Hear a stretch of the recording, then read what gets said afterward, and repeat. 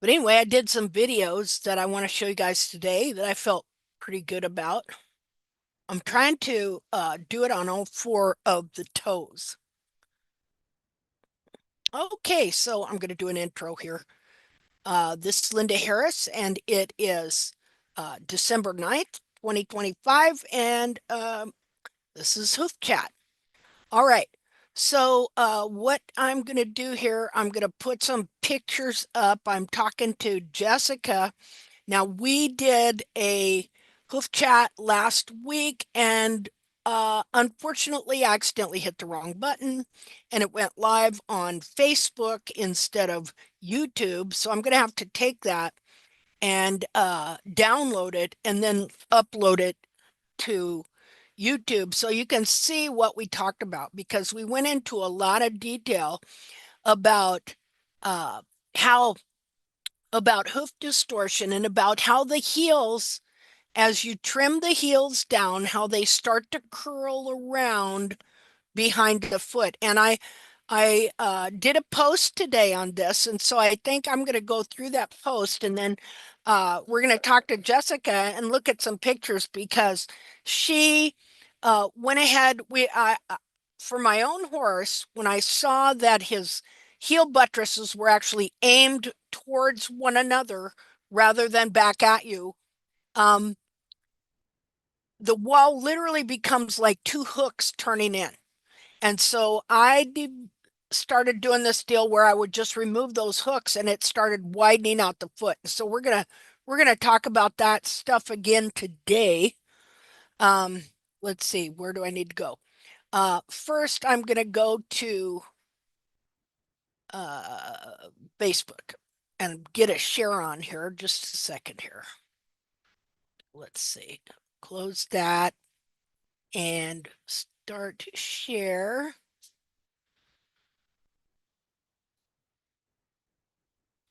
Do do do do do. Guess right here. Uh, as we see, I'm writing a letter, a reply to our favorite new farrier, Kevin Melly, CJF, who hates us all. But maybe we can turn him around. I don't know. We'll find out. Okay. So I was giving him a helpful hint there that when he wants to write a whole bunch of stuff telling us how stupid we are all are, that and how great the professionals are, that if you, and this is for all you people out there, when you want to write a post on Facebook and you have a lot to say, okay, nobody wants to read it when it looks like that. So what you do is if you will hit shift and hold it down, and then you will hit enter, it will make a space between your paragraphs. And then people will want to read what you wrote. So I want to read everything Kevin wrote. And I would like to see some of Kevin's work since he is a 40-year-old veteran farrier. And so I would like to see some of Kevin's work as well. So I'm going to ask him about that. But so we could just throw Kevin off, because he can be kind of ornery.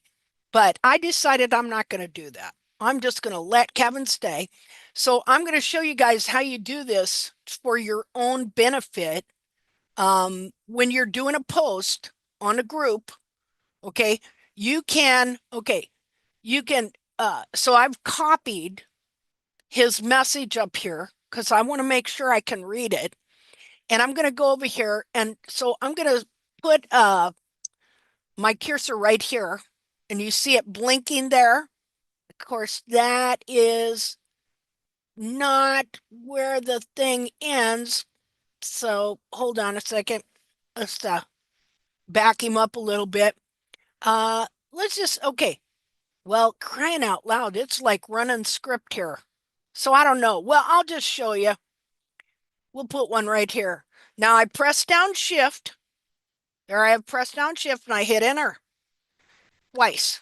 See how I put a space in it? Okay.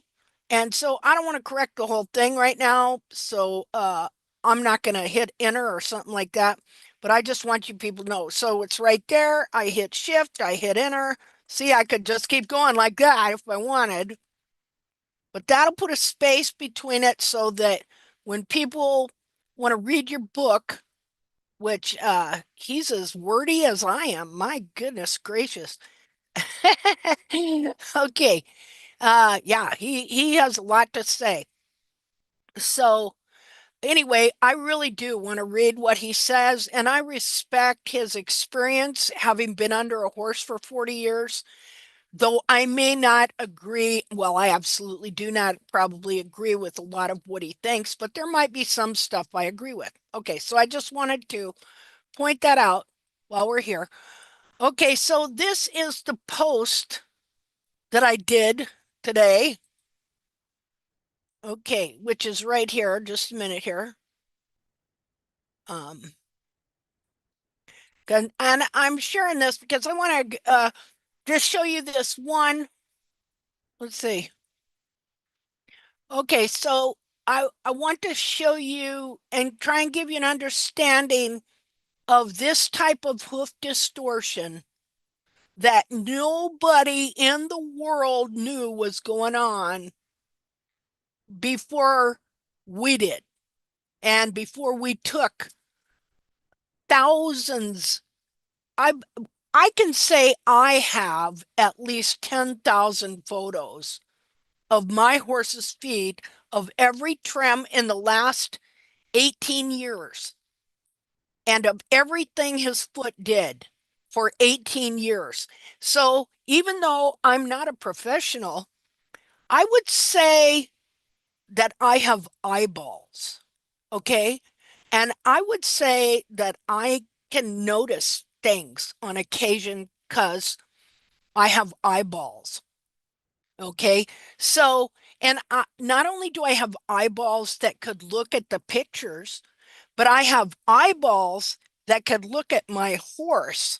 And if you're like me, when you walk out the door, your eyeballs are trained on your horse, looking for even a hair out of place, or if there's a wire down in the fence, or, is he coming up to eat, or is he staying in his barn? Is he laying down? Why is he laying down? You know, why is he not coming up to eat as usual, or things like that? I mean, you notice every little thing. How much water is he drinking? See, I have it set up. You know what I use for water? I bought coolers and I took the tops off of them. And then that's what I use for water. And it stays cool in the summer and warmer in the winter. And that way I can tell exactly how much water they're drinking because you want them to drink water because you want them to poop, right? And you want them to poop because you don't want them to colic. Okay. So so I have eyeballs, and as far as I know a lot of other women and a couple of men that also have eyeballs. And so after taking photographs for 18 years before, during, after trim, and in between trims to see what's happening, uh, I kind of started to notice a couple of little things. All right. And then being obsessed with wanting to fix my horse after being led to trim the heel buttresses out by the experts. Well, being obsessed with that, I also started collecting every dead foot on every horse in the country that I could get my hands on, and was very blessed to have some people also send me some, you know, and not having any idea what I was doing. Okay. And so I happened to develop a really good way to take capsules off and to preserve the feet, the whole foot. See? And so I learned that the horse has a whole foot in there covered with skin, and that skin is part of the skin that covers the whole horse. And then being curious about that, uneducated as I am, I asked, is the skin an organ? I don't know why. I just never thought of our skin as an organ, because when I think of an organ, I'm thinking like your heart, your liver, your spleen, your stomach, things like that, internal parts. Well, surprise, surprise. The skin is the largest organ on your body. How about that? And so I noticed that these feet that I was correct. Well, see, I'd take the hoof capsule off and then I'd try and preserve it somehow. Like the first couple I took off, I'd put in a bed of salt and borax. Don't ask me why borax. It's just something I thought I heard about one time. And so I started preserving these feet, and the feet would dry out. Like you're looking at the bottom of one right here. The feet would, first of all, if you soak them, all the blood comes out and the skin is the same exact color as the leg, except for just a slight variation here and there that shows you it's a different kind of corium. Oh, excuse me, a different kind of skin, dermis, skin. See, we all get deceived because they call it corium or dermis, and so we're not thinking skin, organ, whole horse type of deal. So this material covering the whole foot, do you see a coffin bone in there anywhere? No, no, you don't. Do you see a digital cushion? No, you don't.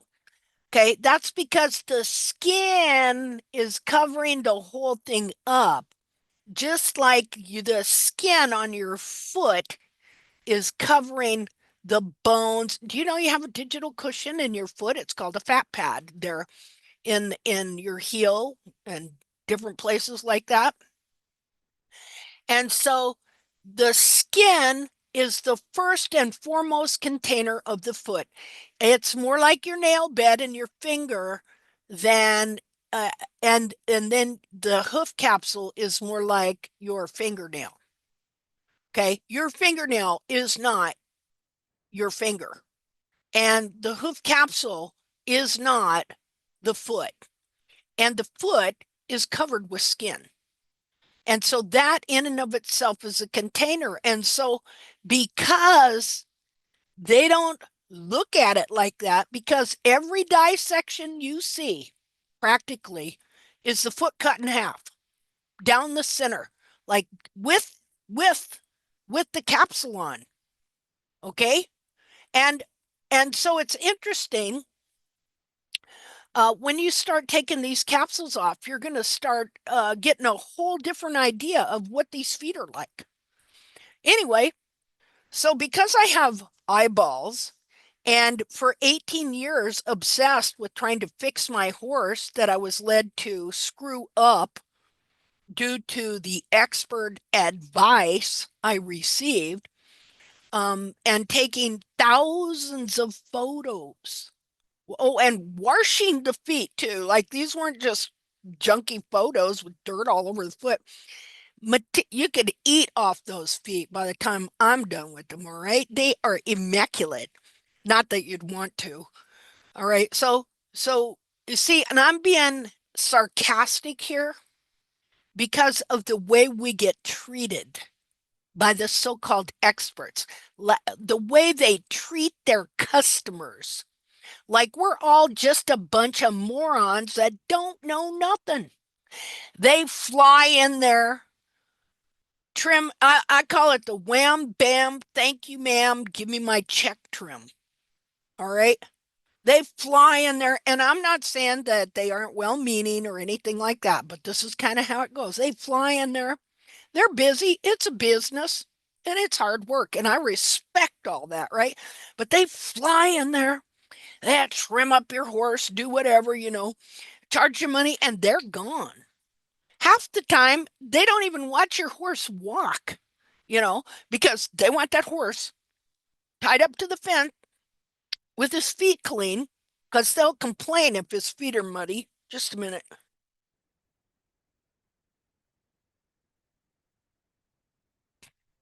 So they fly in there and fly out, and they don't see the aftermath. They don't see how your horse that once really was sound starts getting sore after every trim. What about that? That happens to a lot of people. Did you know that? Hold on.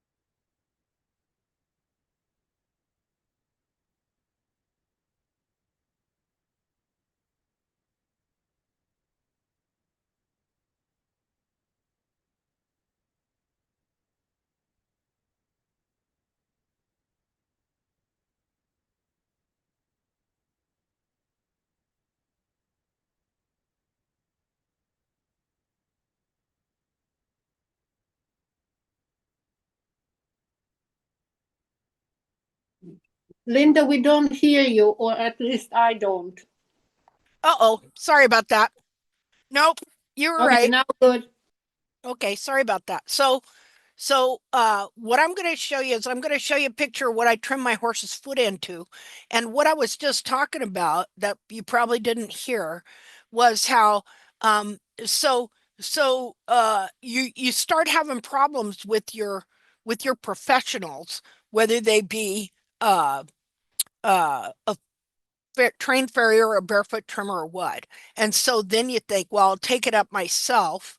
And then you take it up, but then you receive the incorrect instructions and you wound up it winds up being worse than it was with the experts. And the reason that it winds up being worse a lot of times is because you have full access to your horse, where they only came every used to be when barefoot trimming first started, it was 5 to 6 weeks. Okay. But then because when you do barefoot trimming, you're trimming the heels out and the feet start to distort and the heels start to look underrun and the toe starts to look long. So they have shortened up that trim cycle dramatically, like every 3 weeks. Imagine that. Imagine paying somebody $75 every 3 weeks to trim your horse. See, so now it's as bad as if when you have constant access to your horse and your horse is not doing well and you want to try and help your horse, and so you'll be brainstorming, well, maybe I should take off some here or maybe I should take off some there. And you wind up being what I would call a serial trimmer. Now, how would I know that? Because this happened to me. My horse just got worse and worse and worse. And I have it documented on YouTube to where I stopped trimming in 2014 because uh, the more I tried to put that foot that they put in my head on my horse, the more unsound he got. So I'm going to show you a picture of that when I stopped. Just a minute here. Where am I? Do, do, do, do, do. pictures.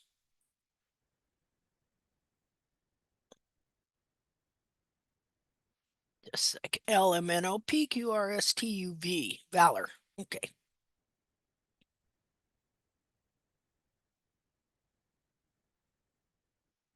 Okay, share. Okay, so from 2016, let me enlarge that to sometime in 2006 to 7/14, 2014, I tried to get that foot they tell you you should have on your horse with the 30-degree hairline, the ground parallel coffin bone, and the steep dorsal wall. I tried that, but you know what? He kept getting more unsound as we went. To when I finally reached this here, and he stepped away from where I was trimming him, it was like he was saying, "What did you do to my foot? Where is my foot?" And so I didn't I gave up. I said, "That's it for me." I quit everything. And for a year, I just let his foot grow, except I would knock a part off here and there, and I never took photos. I never did any videos. I never took photos. I quit my YouTube channel, the whole works. I left it there, but I quit it. I quit making videos, everything.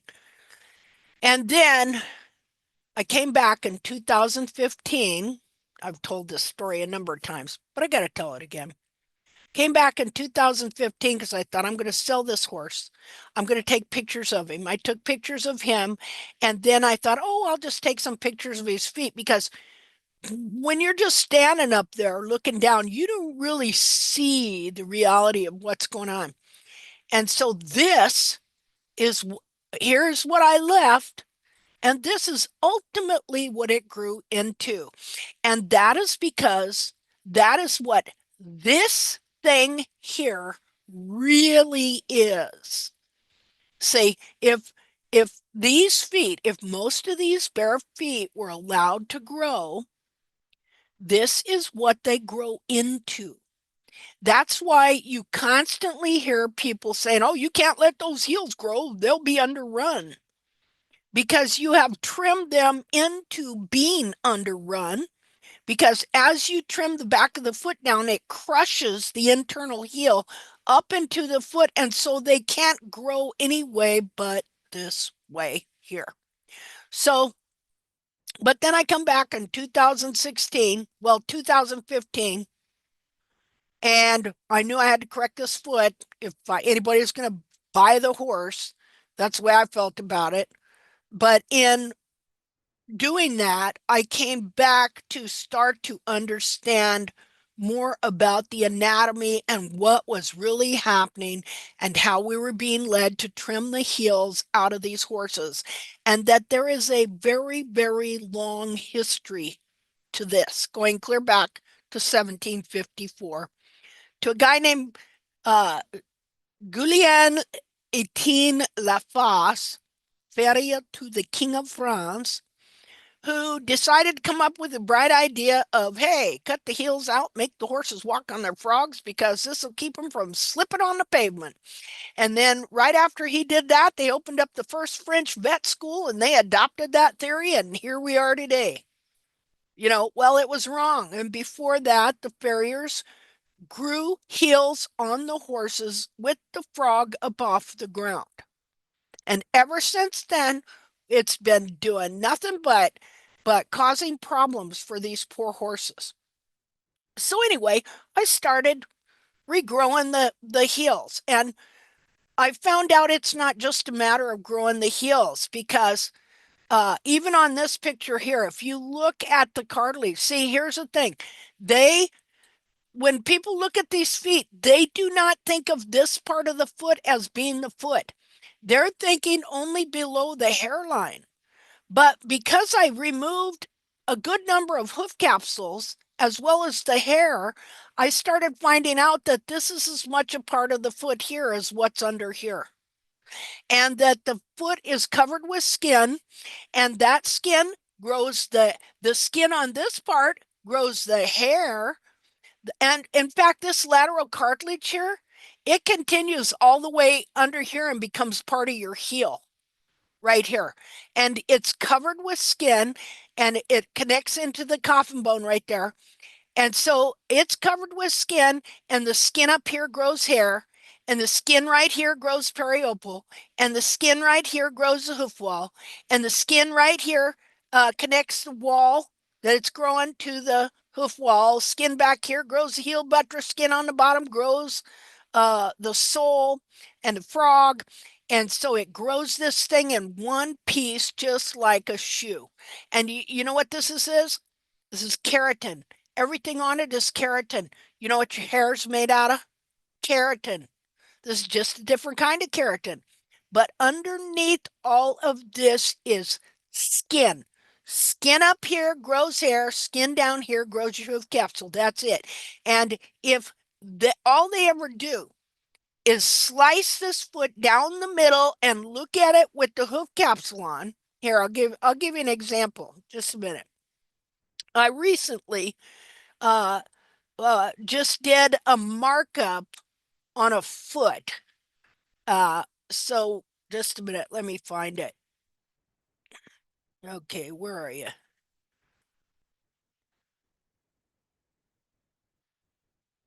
Okay, right here.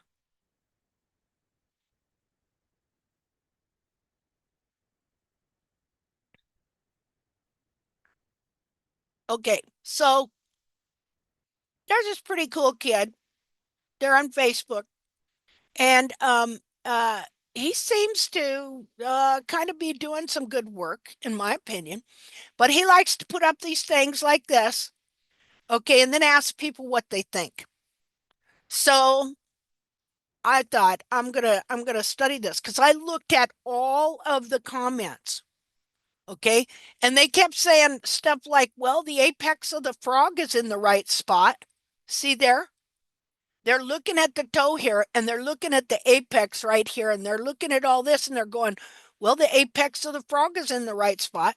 But see, now this is a situation where the hoof capsule is left on the foot, and then it's cut in half, and then they're trying to understand the foot by looking at this when they don't know that. Let me get a whole foot in here just a minute. When they do not know that this here is the actual foot. Okay, so I needed to show that. Okay, in this case, now what you see here is still a little darker. Once you soak it a while, it turns the same exact color here. Well, look here at the frogogram, the color of it. Skin, it's skin. Now, it doesn't have, well, in this case, I still at the time did not know how to remove the capsule without cutting the periopal connection. Now I know it just peels right off. I don't have to make this cut here. So, okay, so this is the foot covered with skin.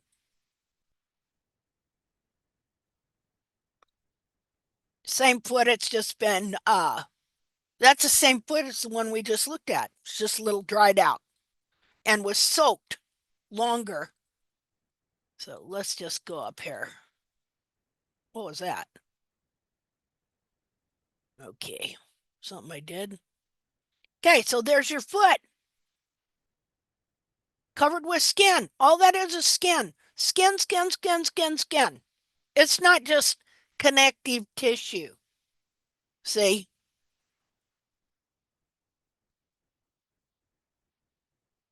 And again, when you soak it more than what I've done here, it will turn the exact same color as the skin on the leg. And then when you dry it or cure it, it'll turn into rawhide or leather. Let's see. Just a minute here. A second. Show you where I skinned it. Just a minute here. Let's see. Cartilage, cartilage, cartilage. Just a minute. ABC. Here we go.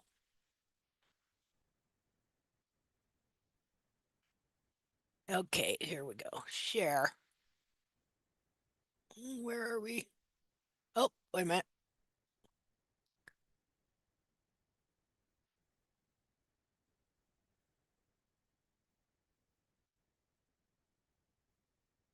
Okay, so let's go back here. Here's that foot. Okay, so when you take the skin off the foot, this is what it looks like. This is your heel right here. When you have full cartilage extension, this is what your cartilage looks like. It will extend out behind the foot. And this part here is your heel.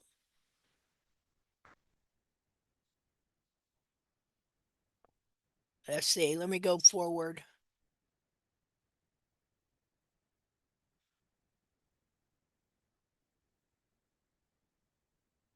Try and find the skin. Well, here you go. Now I skinned the other side of the foot. Okay. This skin here is the same as this. Just like the skin on your eyelids is the same as the skin on your fingers, where your fingerprints are. It's the same but different. It's a different, like your oval overall skin that covers your whole body is one piece. And it's like a container in and of itself. And so you have skin that grows your eyelashes, your hair on your leg. You have the skin, the texture on your hands, different than under your armpits. You get my drift there? And so what this shows here is the different skin. This skin grows the hair. Now, these feet are hard to skin, by the way. They don't because they're so the skin is so compact and tight to the foot, the parts of the foot. So so these are the different types of skin that grow the different parts of the hoof capsule. So you got your periopal here. That's right here. This grows your periopal that attaches the capsule uh, to the leg in a sense. Okay, well, all of it attaches the capsule to the leg, but this is like the very outer layer, and you get that periopal ring that's right here, and so it uh, attaches. It does attach the outer part of the capsule to the leg, and then it grows over the whole entire capsule, a very thin sheet. The thickened sheet that you see here turns into a thin sheet on the foot, and it gives it that shine. Or another thing it does, it tells you your hoof health. Like, have you ever noticed how all these feet have look dirty all the time and scaly, and you never see them shiny unless they paint them with something. That's because they're unhealthy. Okay, that's because they're trimming the heels out of them, and the periopal's going crazy trying to hold, thickening up and trying to hold the capsule on the hoof. And so then it gets all scaly and nasty looking and grows over the whole hoof.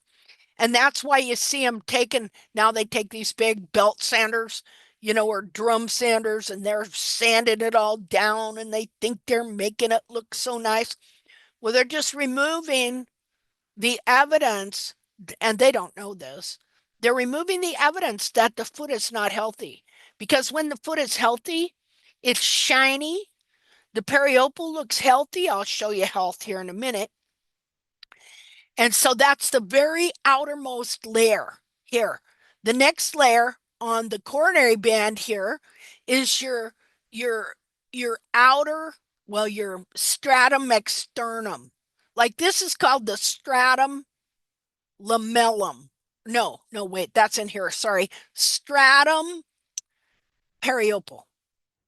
Then you have your stratum externum, which is your external layer of hoof wall that has the most horn tubules in it. And that's the next layer. Then right here is your stratum internum and medium that grow. There's less horn tubules, and a lot of times it's a lighter color. And then right here is your stratum lamellum that grows the lamina of the internal part of the hoof capsule right here. See the different colors? And it grows the lamina and connects it to the lamina on the foot. And this is dovetailed.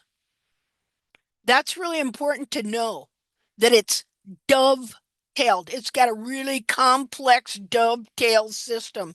Now, what is dovetailing? That's a type of joinery that slides, okay, that connects things real well together so they won't come apart usually. But it also creates a deal where one one thing can slide through the other thing, right? So it's as it grows from here, it connects here to the lamina here, and it slides as it's growing. It's sliding, sliding, sliding, sliding, sliding down. That's why.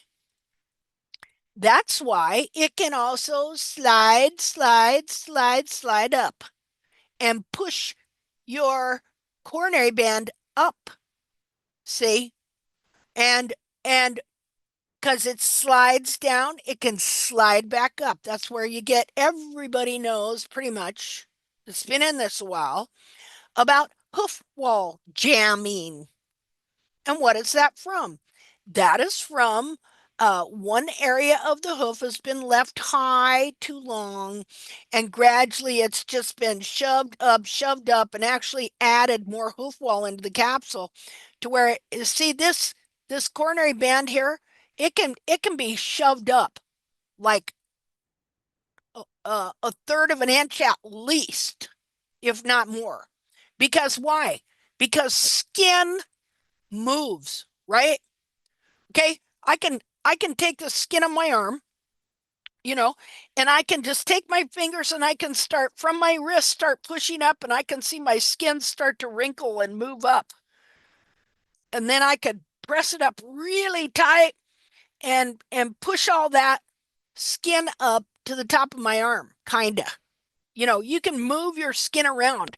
Skin is pretty flexible. Good thing it is, or we wouldn't be able to bend our fingers, right? Okay, so skin is very flexible. So it shouldn't surprise anybody if the skin here in the lamina moves, right? It's flexible, so it has some movement. Even our fingernails have a little bit of movement to them. And of course, I'm sounding sarcastic, uh, because what's taught in hoof care is so ridiculous, that they don't even know that this is skin. First of all, they think it's corium, it's tissue. And so what they do is they have believed this since the 1700s when the first vet schools opened. And one of them yahoos, I don't know if it was LaFosse or Edward Coleman, who ran the school in England for 40 years. Okay. One of them come up with the bright idea that this tissue here, you see this here? It's called lamina. This is what the hoof wall is dovetailed to and slides down. Okay. It's like a closet door that slides. You know what I mean? See, that's a form of dovetailing, or can be. Anyway, I'm trying to think. Drawers. Drawers. those things on the side that hook onto your drawer so you can pull it out, okay, that's a form of dovetailing. And it's a form of what's called joinery. It joins it together, but it can slide. See? And so these little lamina leaves here, like finer than tissue paper, uh, very, very fine. Okay, now they connect to similar on the inside of the hoop capsule, also called lamina. This is called the sensitive lamina. And the part on the hoof capsule that grows from right here is called the insensitive lamina. It's like on your fingernail. Your nail bed would be the sensitive skin, and your fingernail would be the insensitive, unless you cut way up there. But like, you can cut your fingers off. You're not your fingers, your fingernails off. You don't feel it. But if you got way up there on the nail bed, you'd feel it, right? So what they teach now for 250 years is that the wall alone, the hoof wall. Let me do an annotate here just for fun. Okay, so they teach that the wall alone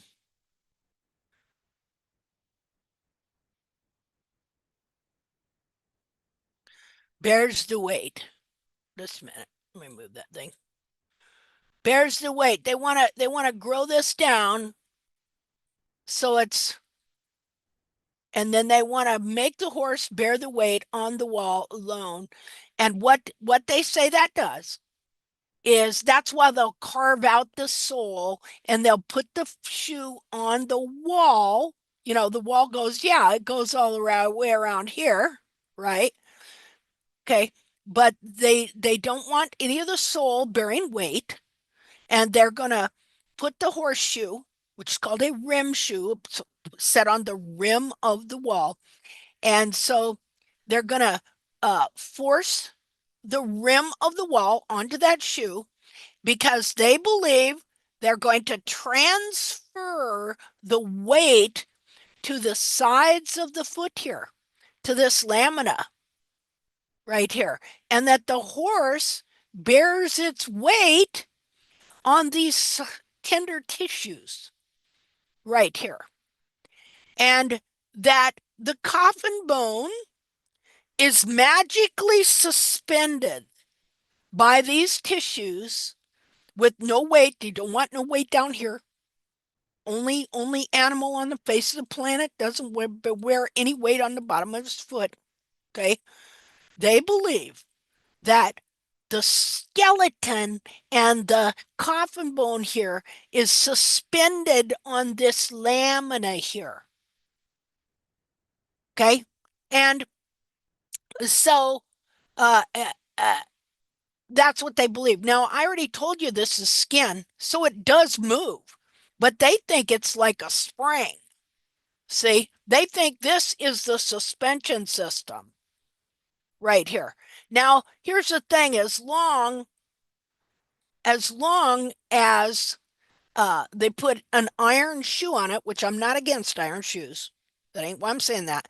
But here's the thing: as long as they put an iron shoe on it and hold it together with nails, well, a horse can survive like this for quite a while, but he's going to have constant inflammation.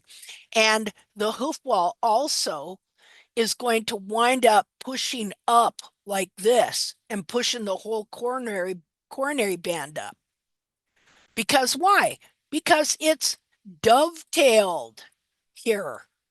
It's dovetailed. The wall slides down, connects with the sole right here. Connects with the sole, and here's another thing they do. They'll never show you the picture of a real foot. In all their books, they will draw the foot, they will draw it red or with blood on it, and they will show you these lamina here. See that lamina line there?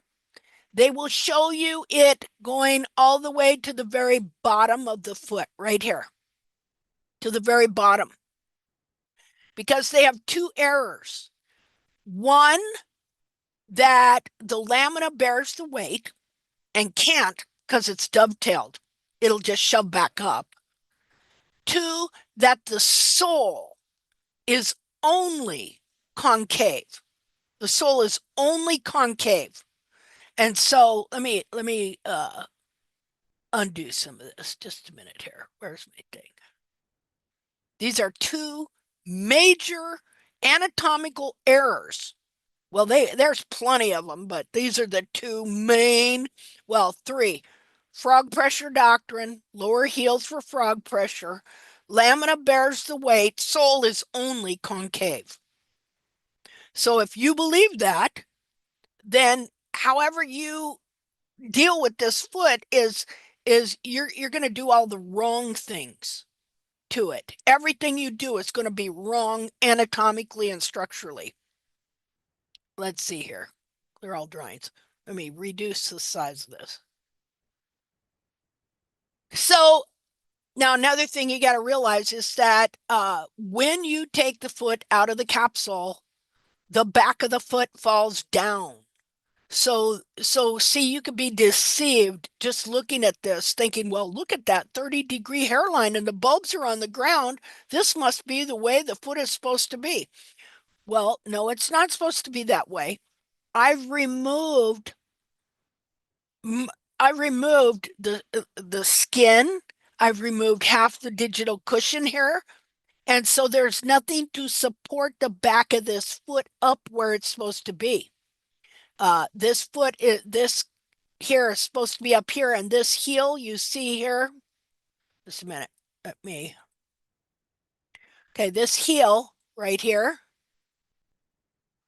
actually would be sitting up like that. And this coronary band would be going straight back like so. That's the way it was when it was in the capsule. But again, the back 2/3 of your horse's foot is soft cartilage fat covered with skin. All right. And the only way that it retains its true shape and form is when you have a heel buttress growing from the back of it here, propping it up. Now look here. See, if you just look like this and you're going, well, look at the coronary band and the bulbs down here. Well, yeah, okay. If that was the way we're going to have our foot, we would have no sole at all. Well, wait a minute. Let me undo that. We would have no sole. Where's my thing here? Just a minute. It would be very thin. See? Like that. And this is exactly what you see in these kind of feet. They don't have any sole and they don't have any frog because there's no room for any sole or frog to grow. See, the sole, let's see, we'll make it orange. The sole, you want to have at least that much sole under your foot. Sole is rather important, you know. So they teach again that this lamina doesn't just, oh, just a minute. This lamina, well, I want you to look just a minute. Let me take all this off here. Let's make this bigger. Hold on. Come on. Close. I want you to look. Here's the coronary band right here. Here's the lamina leaves going down here. What? Something changes right here. Just a minute. Let me get a different color. Here's the lamina, and it ends right here. What do we got right here? This does not go down to the very end of the foot. Just a minute.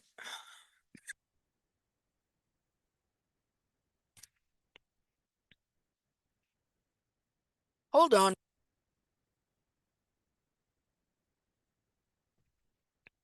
What do we got right here? This is sulcorium. Right here. Sulcorium. This produces the white line, that yellow glue that it injects into the hoof wall lamina right here. And this grows sole, starts growing sole, so that what you have is you wind up having a convex sole ridge that grows here around the whole thing.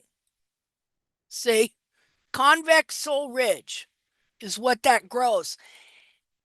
So it doesn't grow just a uh, concave sole. If, look, just a minute, let me undo it here. If it was like they say, and again, they have to draw it. In all of the major books, they will never show you a real foot. They will show you a drawing, and just a minute here. And in that drawing, this lamina goes all the way to here. Well, if the lamina goes all the way to there, okay, and keeps going, and then the sole only grows from underneath the foot, then let me get a different color here. Then the sole would only be concave around the whole perimeter. But it doesn't grow like that. It grows like this. Just a minute here. The lamina grows from up here. Okay, the hoof wall grows from here to here. And then it turns, the lamina that is, it turns into sole corium right here, right there.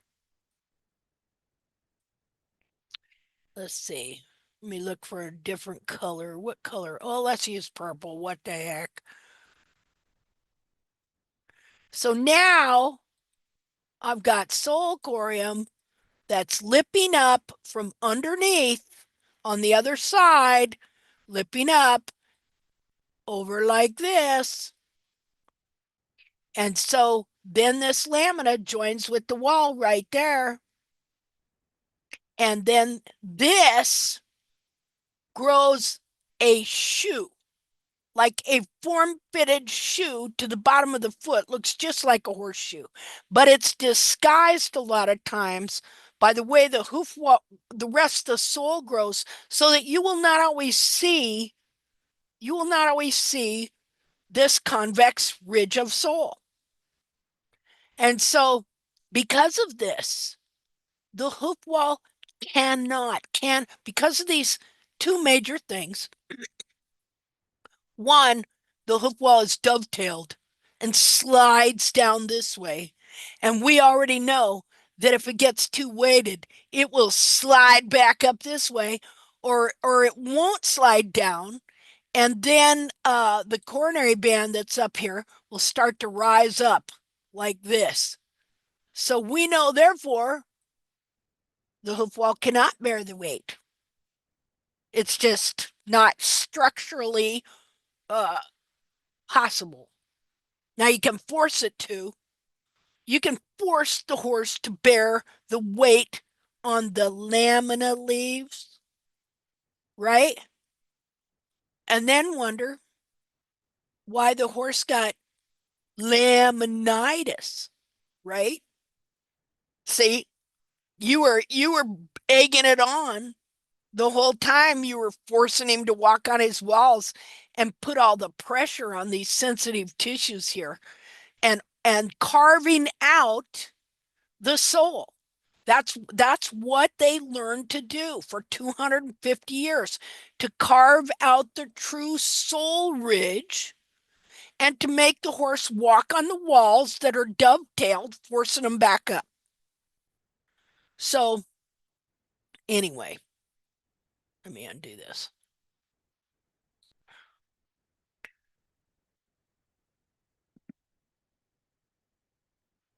Hold on.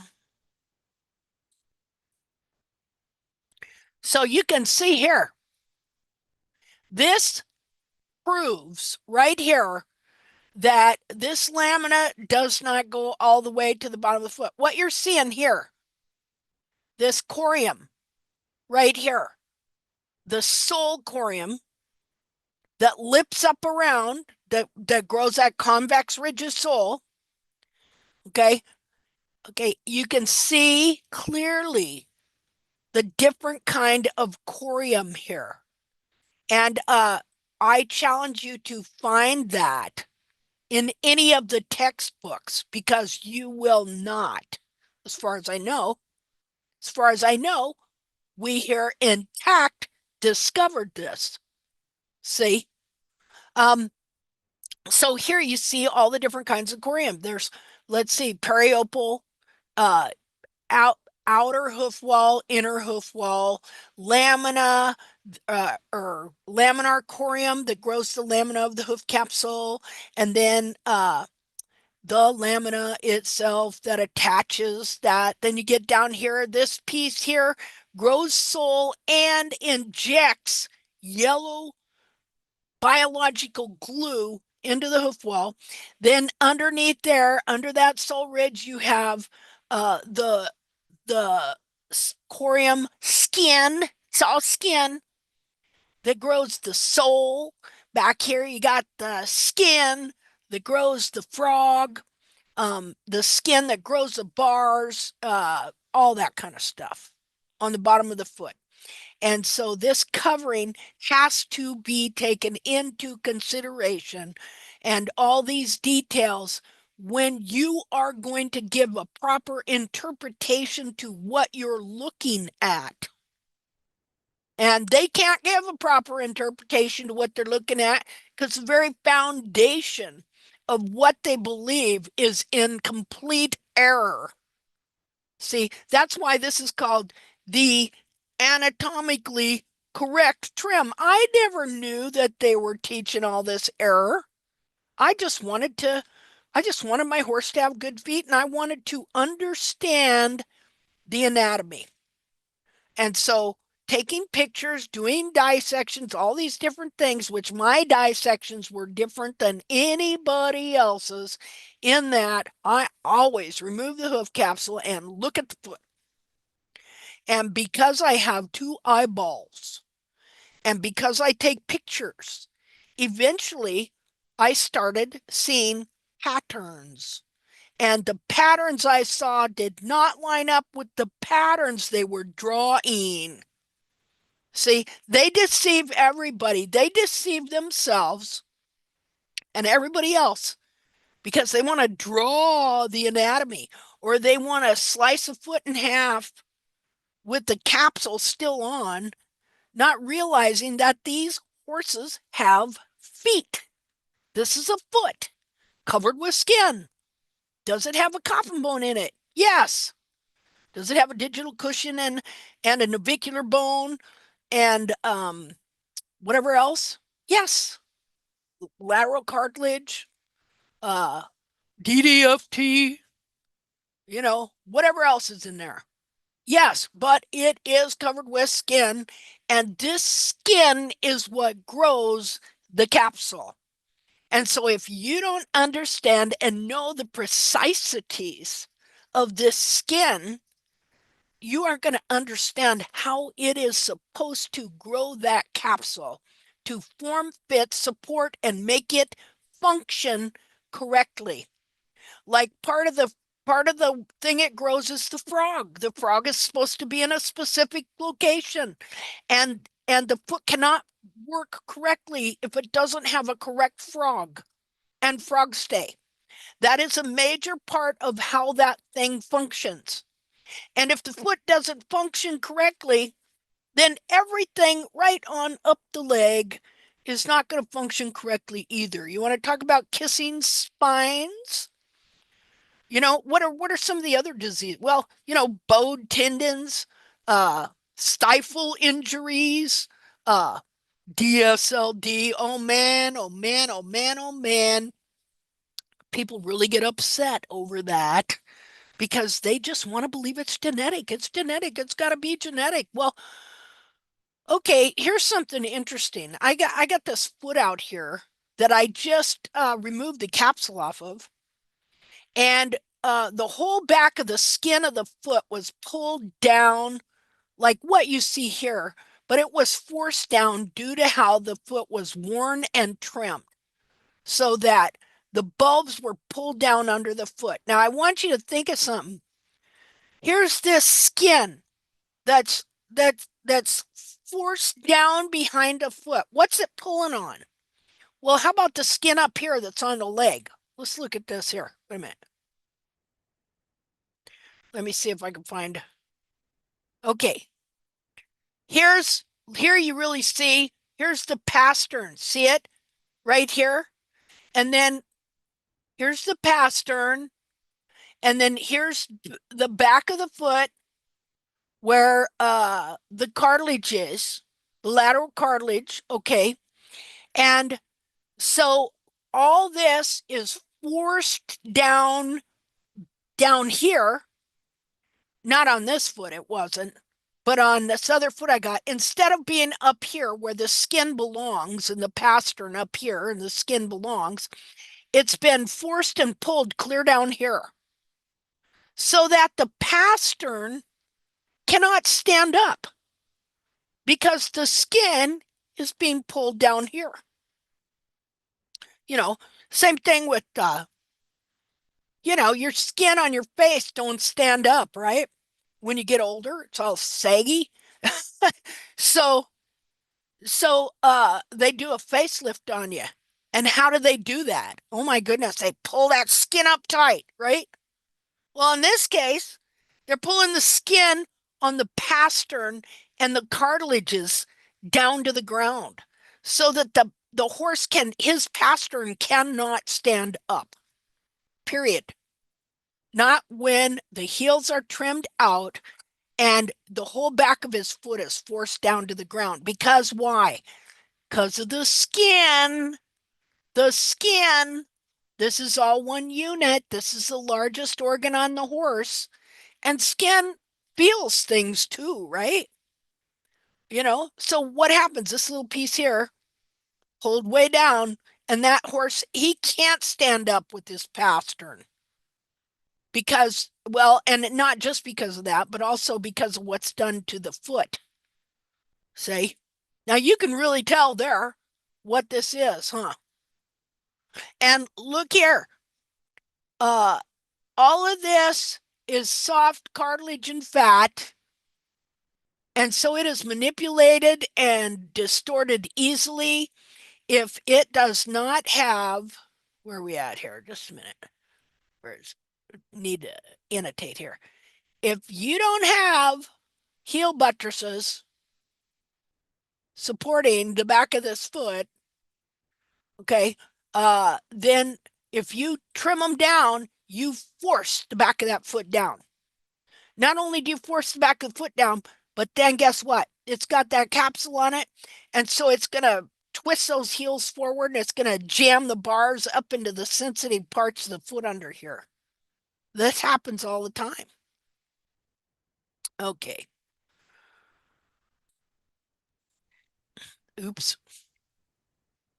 Linda, Yeah. can you please explain the crescentric?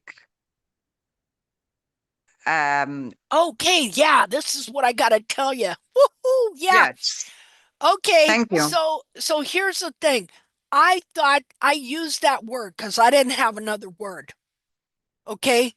Crescentric. I call it crescentric. Like, okay, so the convex sole ridge, crescentric to me, okay, when I learned this, that the sole, let me find a good picture because this is really important because this is something I learned this week that it blew my mind.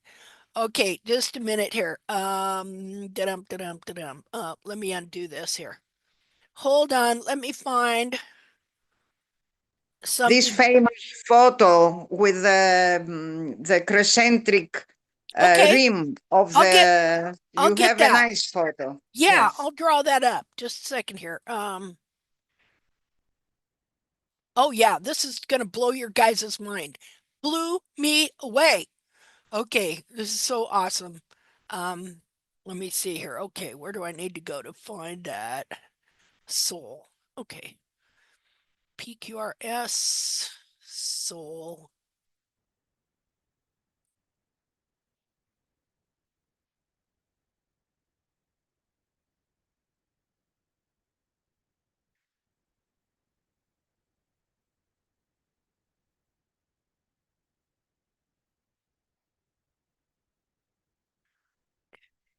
One, so two. I got several good pictures here. Okay, I'll show you this one first. Um, okay, so this sole corium ridge, so the skin is like that on every single foot. Like the foot I was showing you is not an anomaly, it's on every foot. Now, this foot, I don't remember whose foot this was, but just a minute, and I'll show it here. Do share, Linda. Okay, there we go. So, so here you see the lamina. And this, what I'm showing you here is the convex rim of sole. In other words, the sole corium lips up over the outer edge of the foot. And so the sole itself is not just concave. It is what I started calling crescentric. Okay, and so let me get the annotate up here so I can make sure. Okay, so you see where this green is here and where the yellow is, that is how the sole grows. Now, it is sole tubules for sure. They grow straight, but they form a sole ridge that is like this. And then right here, after they get under the foot, then they go concave in towards the frog. And so it is this shape, convex, and then going like that. You see that? And so somewhere along the line, I got the idea that this was crescentric because it partook of both convex and concave shapes. All right. But then this week, I got to wondering about that. I've always kind of questioned my usage of that word because if you look up the word crescentric, it comes from the word crescent, which is like a moon, like a crescent moon. Like you see there, it's convex, but here it's concave, right? Okay. So I asked Google, I said, let's see, how did I say it? I said, what shape presents itself as being both convex and concave? But then I asked it, but is shaped like an S, like that, because that's what it'd be. See, like this, and then concave, like so. And what it come back with was a total mind blower. I'm going to show you what that is. Just a second here. Do. Let me undo all this. This is called in geometry.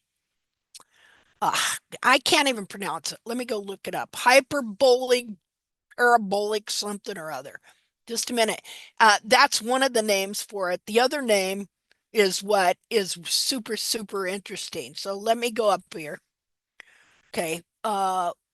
Let's see. Make sure I'm sharing. here.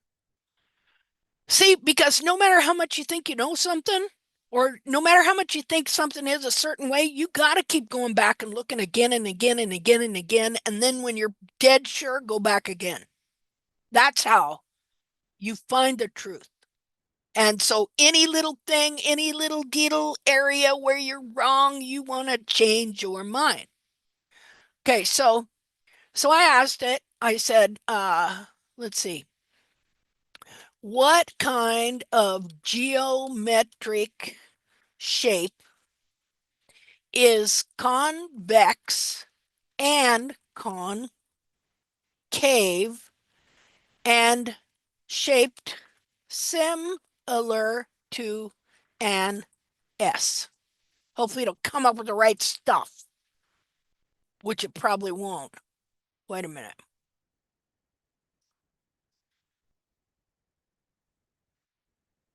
It's okay, it's still not telling me the right thing here. Come on, it's a hyperbolic, parabolic something or other. No, that's not what I'm looking for. The It's S-shaped curve. Okay, that's still not it. Just a minute. hyperbolic and parabolic. It's Yeah, Greek words. there you These go. are, That's what I'm looking for. yes, Okay. parabolic is the concave, the convex, Aha! and hyperbolic is the concave. How do you spell that? Hyperbolic and parabolic. Yeah, duh.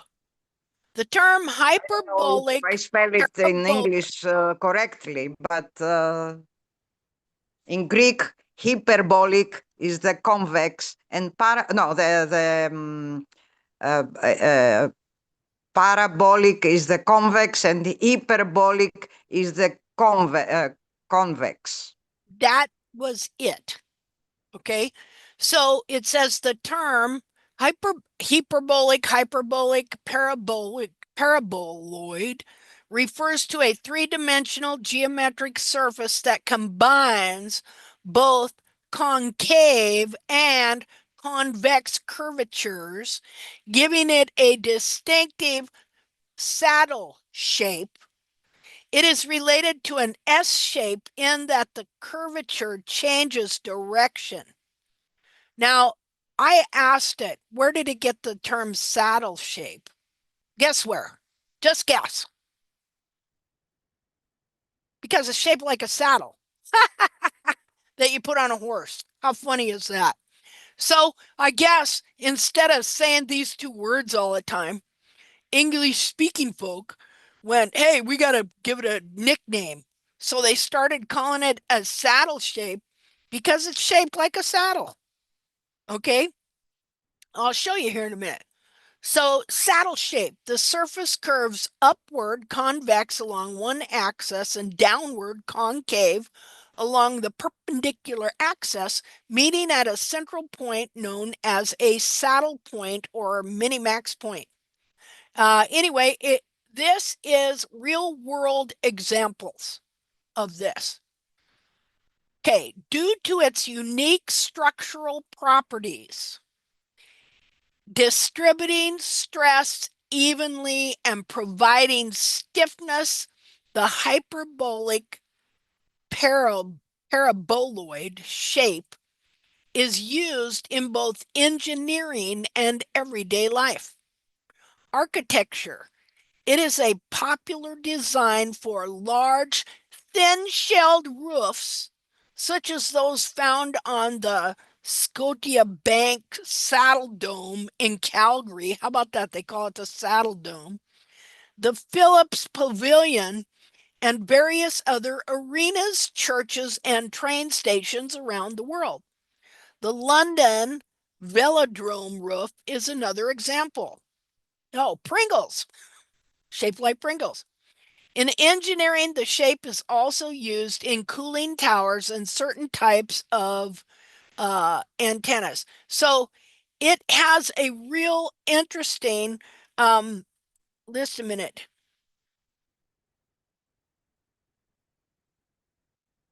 Why is it so strong?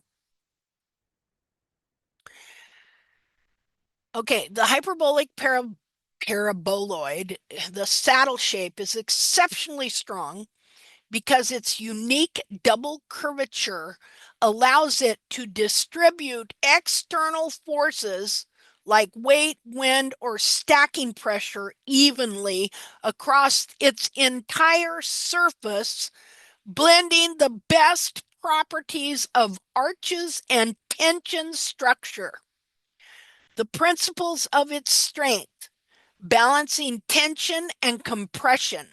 The shape works like a highly effective system of arches and hanging cables simultaneously. Along one curve, the convex arch, convex sole ridge shape forces are managed through compression pushing outward. Along the perpendicular curve, the concave U-shape forces are managed through tension, pulling apart or stretching. This balance of opposing forces allows the shape to remain thin yet extremely strong. And there's no single line of stress. Now we're talking about, let me show you a really blatant picture of the convex sole ridge. Hold on here. This is the true shape of the sole. And this is the true. Now, it has to have the wall as well to be retained under where it's supposed to be. That's the major aspect of the wall, is to retain it back where it's supposed to be under the foot. So just a minute here. Let me find you this picture. And if I may say something, Sure, please this do. is why we have the natural shoe of the horse at this exact point, because it's the most rigid and the most forceful design of the whole hoof. Yeah. It bears the most weight. Here, this is see, this picture blew me away. Let's see here. Okay. Share. Where did it go? I have lost. There it is. Okay, share. Okay, here you go. So you rarely see this right here on a wild horse or any horse. You rarely see it in this form. Okay, to where that convex rim of sole really stands out. Okay, because what happens is usually the bowl here fills up more than what you see on this particular horse. And so it makes it look more flat, and it would disguise this convex sole ridge that you see right here. Or another thing that happens is as the wall grows, the very tip of the very end of the convex sole ridge that is attached to the wall is pulled and grown and stretches with it, and that disguises it to make it look concave. But in reality, the foot, well, here's a foal's foot right here. This is a foal's foot. And you see that this is concave, and then right here it gets, no wait, the outer rim is convex, and then it gets concave as it moves in towards the frog. And so you see it on this foot as well. You can see kind of a wide perimeter here. We already know that it lips up over the outer edge. So it grows a convex ridge of sole here, saddle shaped. This hyperbolic parabolide, or I'm going to have to say that a million times. Okay, so convex, and then it goes concave, like that. Convex, concave, the saddle shape. Let's see here. So, no, it's not crescentric. It's better. It's better.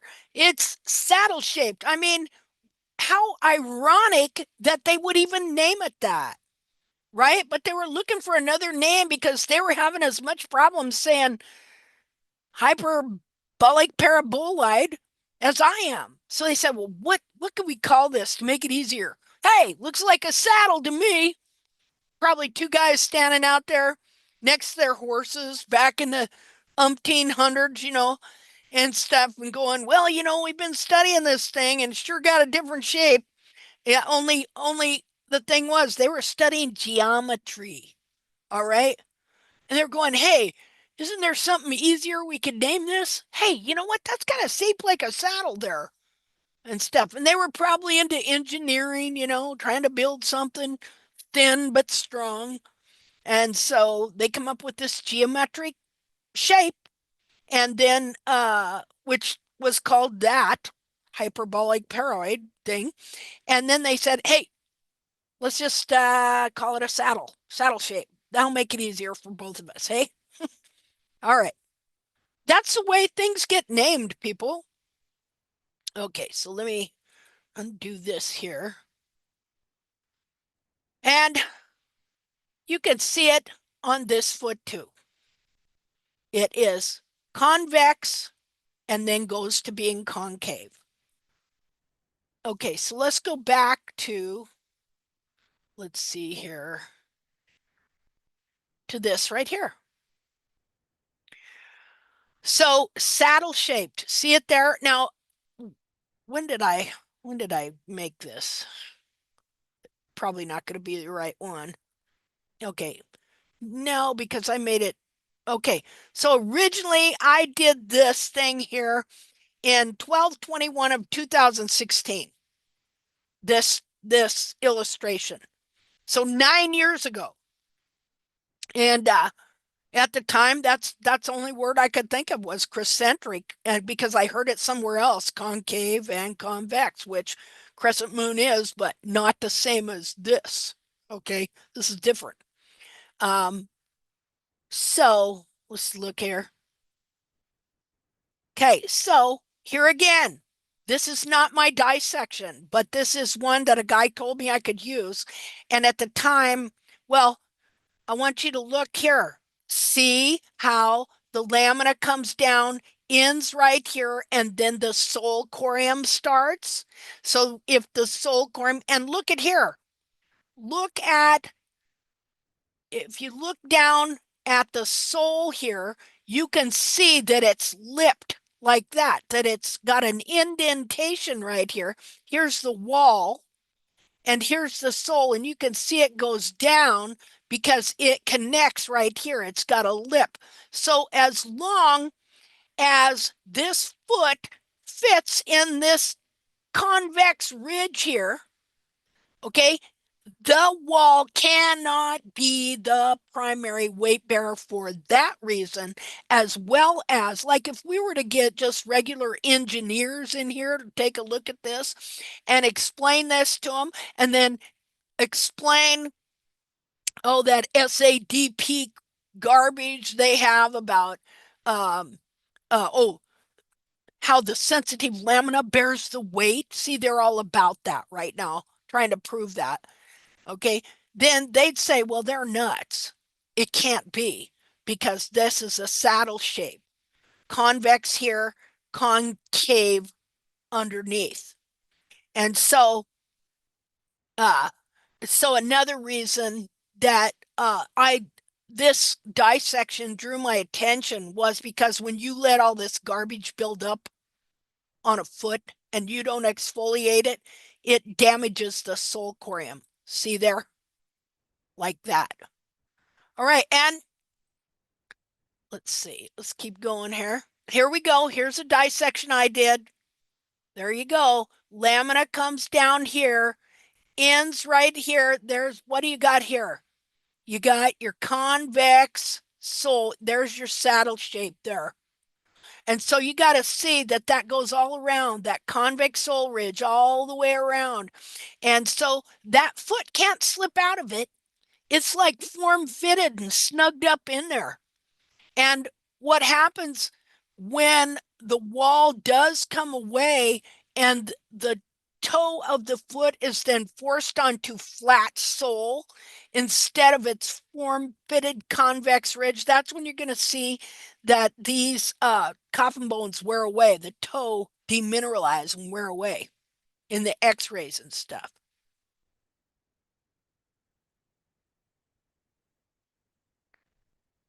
Okay, so here's an example of just what I was talking about.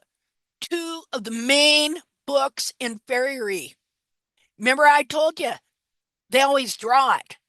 They draw it because if they don't, they're not going to find a foot anywhere on the planet ever that will ever agree with their idea of anatomy. See? So here you go. This is like the Bible of the vet. They use this as a textbook in vet schools and in farrier schools. And it is what's it called? It's called Adams and Stishak's Lameness in Horses.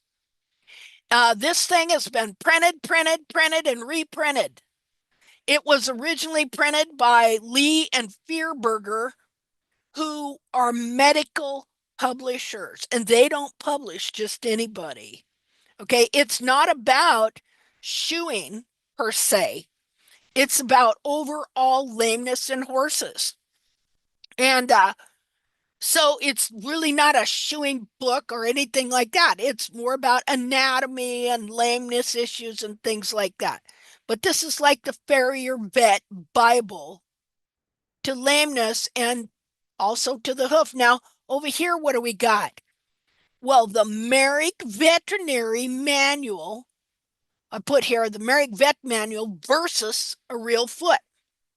Now it's funny when they draw the bottom of it, you can see that convex. Even here, you can tell it's convex, even though they're not showing the bottom. So whoever drew it off a foot and drew what he's really seeing. But up here, they drew the lamina all the way to the very, very, very, very, very bottom so that they could make people think, yeah, see, there our doctrine that false doctrine of the of the first vet schools is true no matter what. See, that's your academics for you. Once something gets written in academia, all right, it's worse than pulling a rhinoceros horn. Okay, so now you can see this. If the lamina was like this, then the sole would be only concave. But that's not the way it is. Here we go. Here's a wild horse foot, and the sole has been pulled down, and you can see the sole corium, thick as you please, before the lamina reach the end, growing the convex sole ridge. Here's another different wild horse foot. You can clearly see the saddle shape. See it? Convex sole ridge. But here's the thing. This is right in front of the eyeballs of people that are supposed to be experts and supposed to be seeing. But here's what happens to people. Once you're at a stage where you don't really know anything, and then you go to school or take a course or read a book, and they show you this picture right here, after that, you're blinded. And you will not see you will not see this. You will not see this because they've already indoctrinated you. See, That's a bad part about education. That's what what's his name? Uh Albert Einstein said, well, is reported to have said, okay, the only thing that keeps me from learning is my education. See, once people are educated with this, then that's the way they see it. And an image, if you can, a picture is worth 1,000 words. All right. And so, pretty sure it's somebody that was deceitful said that. Sorry, Linda. Sorry. Yeah. This image has no heel buttresses.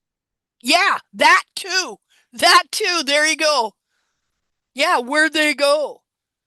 They got curled around behind because they were trimming the heels out of it.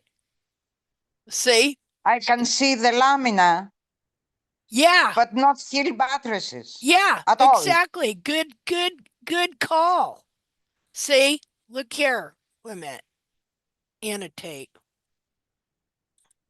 We'll use red. Okay, so here's the coronary band, and it goes like this. The heel buttress is supposed to come out like this so that it can, Linda, it's only the lamelle of the yeah, of the wall. yep, yeah, that's all you see. Oh, what am I doing here? Here, if you take straight lines down, look, Right here? it ends. Yes, there. Take another one there. Take Yeah, another one there. So no heel buttress there. no heel buttress. Yeah, because see, here's your coronary band, and so to have a heel buttress, the coronary band nubbin would have to come behind there like that, see? So what happened to this nubbin? Well, it's been curved around in towards the frog. It's pointing. So you would have your heel buttress, which is, should be like this, here and here. Instead of being like that, now it's curved in around like this.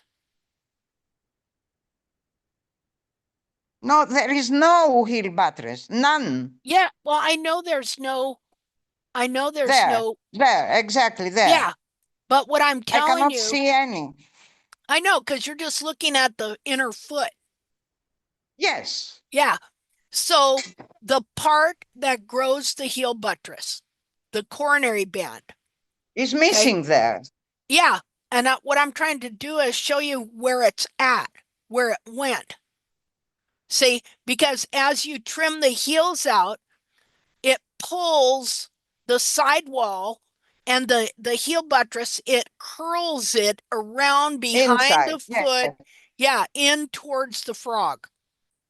So this piece right here that the heel buttress would have grown from, that grew, you know, this heel buttress here. There, this part is missing Yeah, on the but it's picture. but it's not yeah, it's missing because it's curled around behind the foot. Maybe if this is No, a it photo. is. No, it is. That's what happens. Say Yes, it's but not missing. It's if this is a photo, because I think this is a drawing. yeah, it's a drawing, but he drew what he was seeing. Yes, See? nothing. Okay. Ha ha. He drew what he was seeing, and so we can look at pictures where we'll see the same thing, where you can see a real heel buttress, the heel buttress corium nubbin that grows the heel buttress behind the foot, and you'll also see them where they're wrapped totally around and you can't see the buttress. So whenever this was drawn, probably in the 1800s, okay, they took a capsule off a foot and he drew the foot, but the foot was deformed from having the heels trimmed out and the buttress pulled around behind it, so that it didn't have a real buttress. It'd be growing like this. See, if it had a buttress, it would have grown a capsule like this, like that. Well, kind of not that funky toe there. Okay. But since it didn't, since it didn't, then it just had this.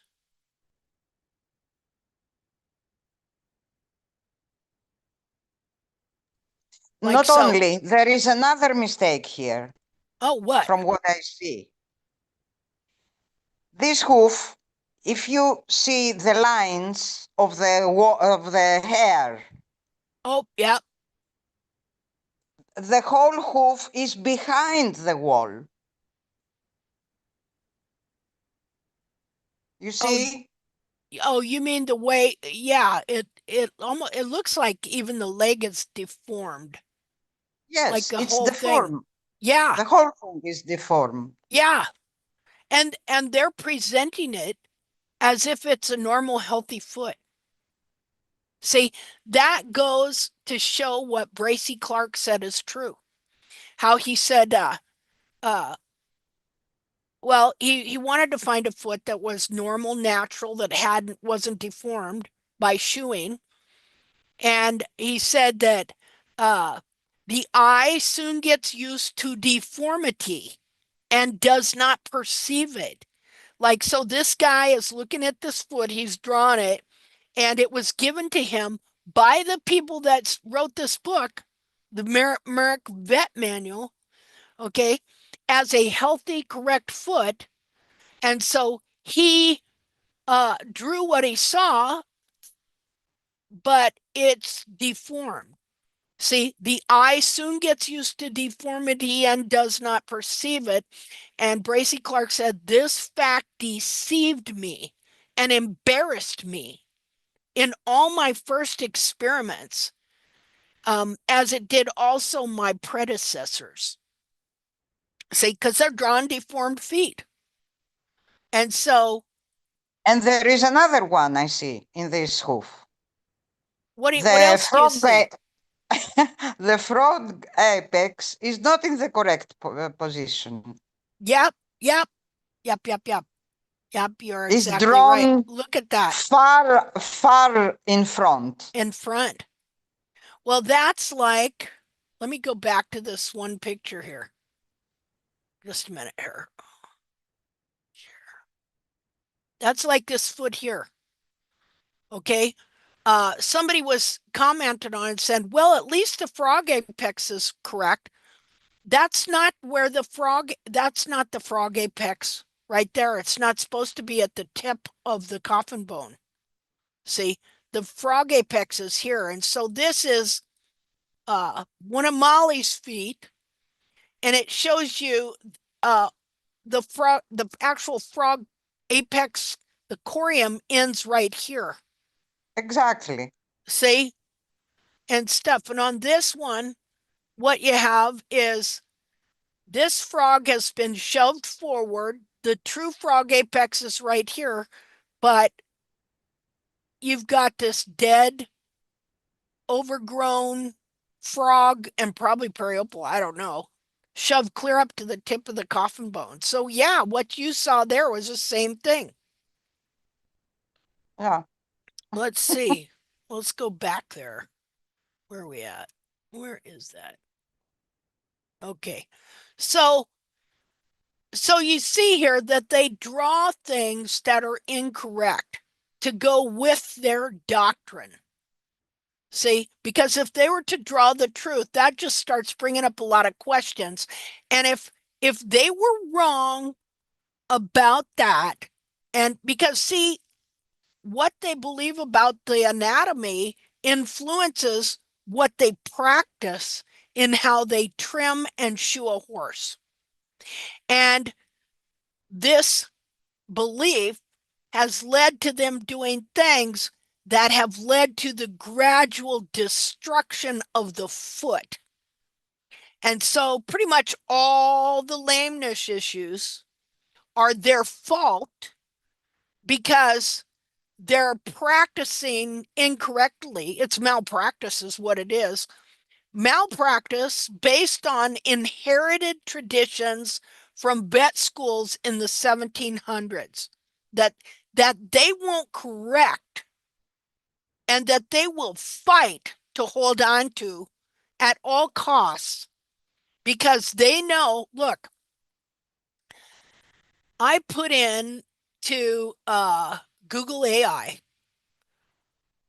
First of all, you do it like this. You say, what would happen if someone developed a gasoline additive, a fuel additive, or an oil? Let's make it oil. What would happen if someone made an oil additive that was insidiously designed to gradually make a gas powered vehicle, fossil fuel powered vehicle, gradually what gradually come apart, be destroyed. Okay? Things like that. Well, it's really interesting what I got back. Okay. First of all, it says nobody'd know what was going on for a very long time. All right.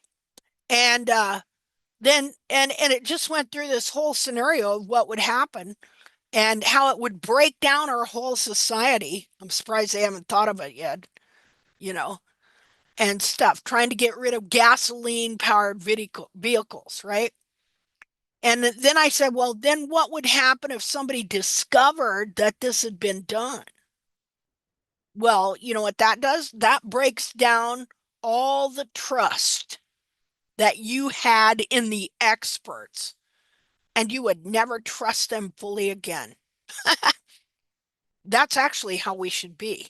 We should never trust them. Okay? You just never throw your trust on these people. They'll say, "Oh, it's science." No, it's your interpretation of what you're looking at, and you could be wrong. Huh, there you go. See, we trust too much, and we're all learning that, right? So then I asked, well, what if this happened if your society was based on the horse? The same deal. And it's the same deal. Okay. Only the suffering for the horses would be immeasurable. And then when people found out, when you find out that your farrier's the one that killed your horse, he didn't mean to, but he's forcing that frog contact and trimming out them heel buttresses, along with in some of them, then trimming out all that sole and forcing them to bear the weight on the lamina. See, just a combination of things. Yeah. Systemic horse abuse, systemic error, systemic anatomical error within all the halls of academia, within all the experts. That's what we're looking at here. See, and then you have I'll tell you who's big on wanting to maintain and prove that these horses bear the weight on the wall, and that is Chris Pollitt. All right. All his studies, everything he's done is to try and prove that this is a fact. See, meanwhile, then you got the other side of the bad coin, which is Dr. Boker, who thinks no, which in some cases he says no, peripheral loading, they call it, is wrong. And he's good. I believe that. He's right about that. But what he ain't right about is where he says, but the horse bears the weight on the frog, and you should just keep taking the heels down until the frog kisses the ground. So they're both incorrect, and they're both carrying on doctrines that came out of the 1700s that have been crippling horses for centuries, and people be glad that the combustion engine was invented, because Western civilization as we know it, well, we'd probably all be in burqas because they never would have defeated the Ottomans. Okay. They were already having all their cavalry horses and everything else lame as all get out. Waterloo, Napoleon's Waterloo. France had the greatest cavalry at one time. And then because of Lafosse's frog pressure doctrine that started insidiously crippling horses, by the time Napoleon went to fight at Waterloo, they couldn't keep a horse sound. See, it's a good thing that the Polish never glommed onto that frog pressure lower the heel thing, so that when then they had to make the last stand with one of the greatest cavalries of all time in Poland, they defeated the Ottomans. See, or we would not have our civilization as we know it today. Yep, Europe would have been conquered. America down the tubes. If we had to depend on the horse instead of the combustion engine, yeah. The only reason horses even seemingly sound is because none of them really do any work. You know, barrel racing, jumping, that's not pulling a cart all day long. That's not being worked 8 hours a day, 8, 12, 14 hours a day, like they used to work horses. So, so this is false anatomy. And you can be wrong about a lot of things, but you cannot be wrong about the anatomy. Let's see here. Sorry, Linda, these images are what we're looking at now. What are we looking at? The Oh, why you here, should let's go back here. trim.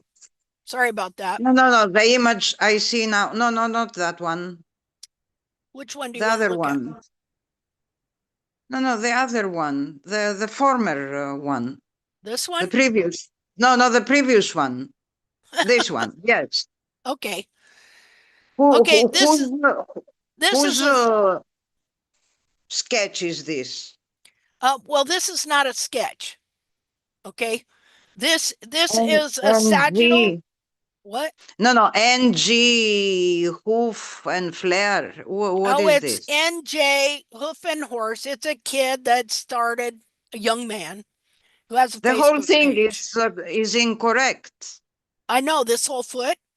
Well, all Yes, he did, all he did was post it and said, "What do you think of this?" that it And is so, incorrect. yeah, so then I worked this up to Mhm. show what's going on with the frog. Like, see, white Yes, line separation. Here's your sole. Here's your saddle shape. Sole. Convex sole going to concave still. But then uh there's this separation in the wall here. Um yes, I can see it. yeah. And so this here is, I think, Molly's foot. And so I just took a picture of it because it's the only foot I got cut in half like that, but it ain't got a capsule on it. But the corium ends right here Yes, where, exactly. yeah, so that's what I was trying to show with that. Yeah. So he asked a lot of good questions. You know, displorated displaced frog affecting the whole foot. Yeah, your frog can screw up your whole program. See? And so somebody Yeah. would look at this here and not even know that this whole hoof capsule, well, I think this is probably forward foot syndrome, where the whole capsule is slipped under the foot and forward instead of being under the foot where it belongs. And then this is why you got to keep your And frogs the trimmed. cartilages are wrong. The what? The cartilages. Oh, yeah. Yeah, they would be. Well, the digital cushion, you mean?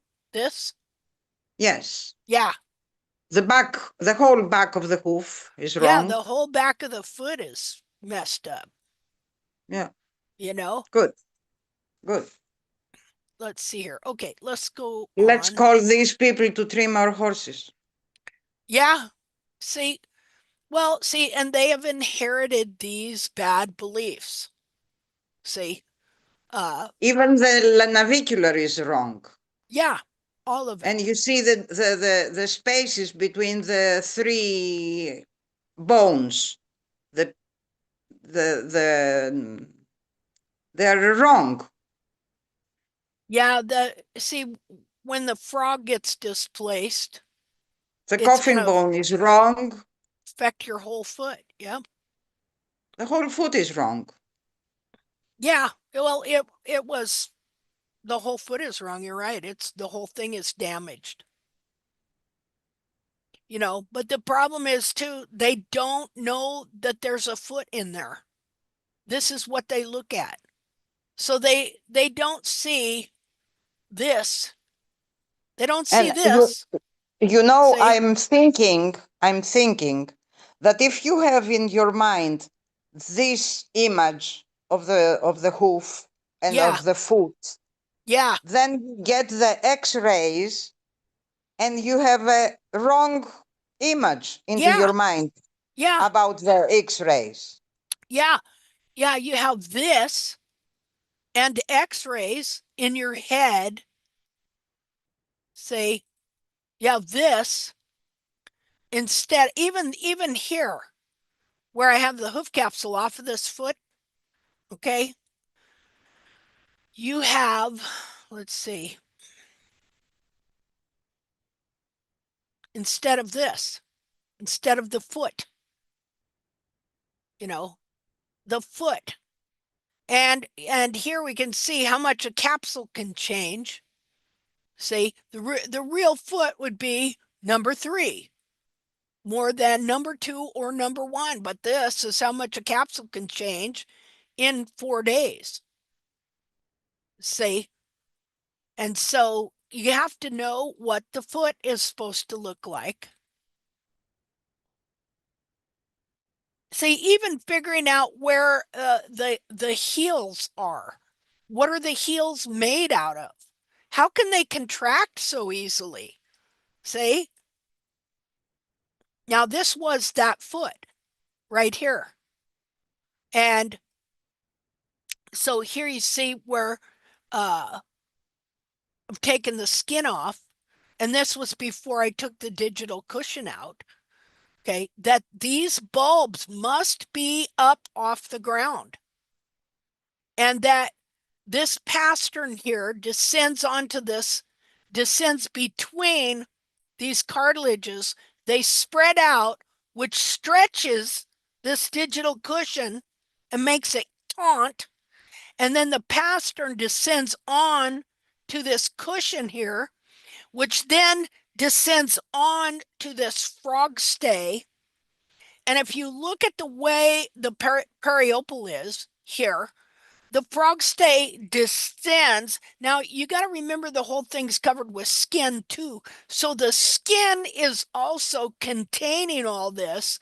And as the pastern is descending down onto here, it's compressing all this fat, into a limited space. So it makes it much more dense, and then it presses onto this rubbery frog stay here. As soon as this pastern descends onto here, it's immediately pushing back.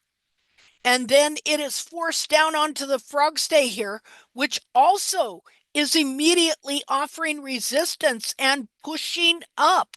And as you see how this is designed back here to spread out to push your heels out. So if you take the heel off to where there's no room for this to flex down and up, then what happens is your horse bottoms out. Boom, boom, boom, like that, like shocks that are worn out. And the foot will not function correctly. And if you look at Jamie Jackson's One Dead Wild Horse Foot that wore its heels out and has no frog at all, that's exactly what happened to that horse. Probably why it died in a roundup. No, so old, so worn out that there was no more flex and suspension in the foot itself. So anyway, let me go back to here.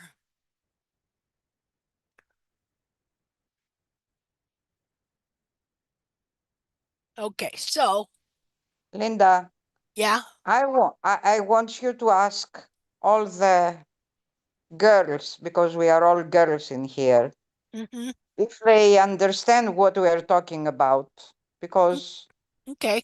doing this discussion, it took us 18 years. To get here, And didn't it? yes, and I'm curious if our friends, Roberta and Kathy and Elena and Claire, all these that you are saying are If clear to them. if they're starting to understand, if they understand, probably people have been here a while, maybe do, but well, let's ask one at a time. Okay. I do. Okay, I do. How about you, I Roberta? do too. Haven't been Yeah. on here for a long time, but I do. Hi, Claire. So good to How are see you? you. Thank you. How about you, Kathy? Yep, I get it. All right. I Reb- understand. All right. Well, see, we're doing good. Let's see. Just a minute here. I just lost. I am very happy because sometimes I feel lonely when I talk with Linda. Yeah. Yeah. Yeah, I know how that is. And this is great because we're all starting to understand more. And probably what we've explained here is in a shorter period of time than we've been able to do it before, you know. And as I get more and more examples, uh that's what I really want to be able to do eventually is have some sort of demonstration to where it can just be explained within 5-10 minutes and people get it. You know what I mean? So let me see if I can find this thing on this saddle shape. I wonder where I put it. Just a minute.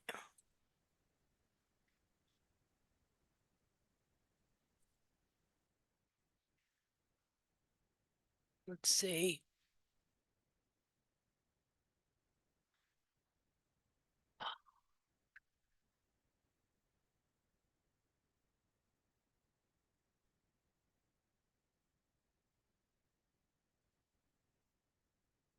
Okay, I just have to remember where I put this. Hold on.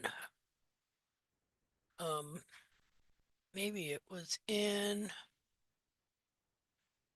second EFGHI.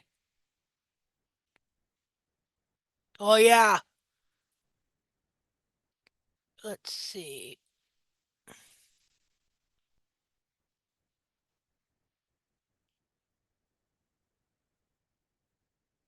Oh well, I'll show you. Well, oh, wait a minute.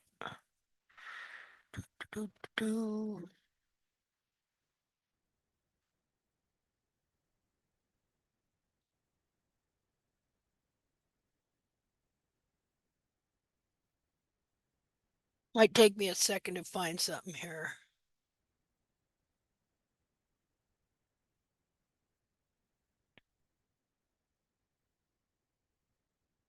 Hmm.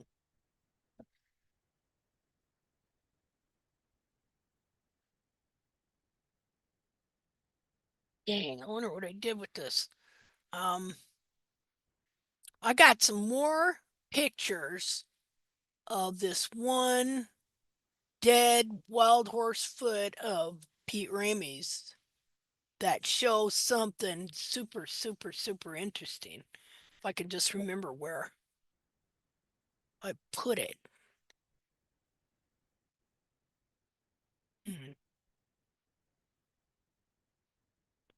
Well, I'll have to find it at a later date.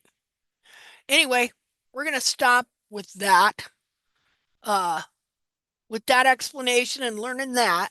And I'm gonna go ahead and start playing the video for you guys that I did this week on rasping down the toe and things like that. Now that I made everybody sit through an hour and a half of intensive anatomy. Okay, or well, 11:30, 1:30, 11:30, 12:30, 1:30. Oh, only 2.5 hours. What the heck? Okay. Now let's go to DCM and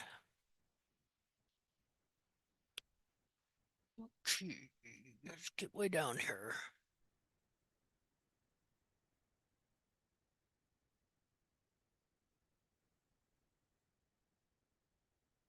Here, let me. Uh,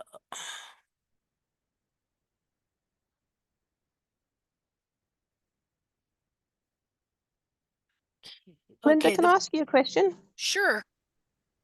I haven't been on here for ages, obviously.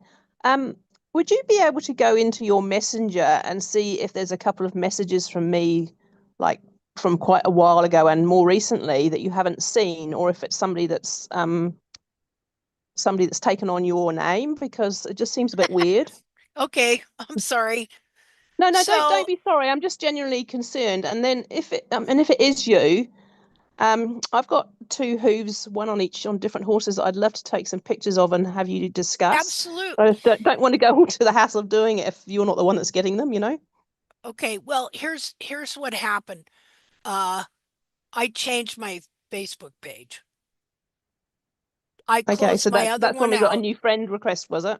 Yeah. So I need to do a new friend request with you. Well, I Because did get one, and at first I didn't accept it, but then I did, I think, anyway. oh, okay. I'll go and look and see. So I changed because I wanted to be just wholly dedicated only to hoof stuff Yeah. instead every other thing under the sun and a lot of stuff that was constantly ticking me off. So hoof stuff ticks me off enough. So Okay, that's cool. so that's what I wanted to do. And so I basically closed the other one out and and anyway, that's what happened. Okay, Let no, me cool. So go. if you can't find any messages from me, can you do another request then, please? Yes, I sure will. Let me go there right So, now. there's a new mare that I bought in August. I put some pictures of her on. It was just like body pictures. She's got some interesting hooves because she's 9 and has been wild until about 7 months ago, I believe. Okay, Anyway, she's ended up in my paddock and only having ever been trimmed once before I got her.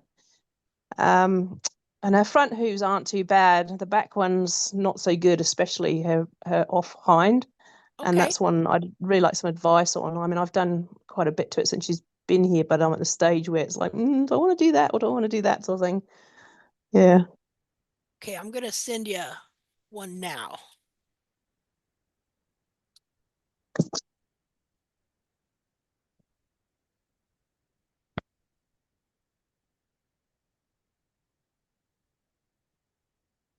I sent you a request.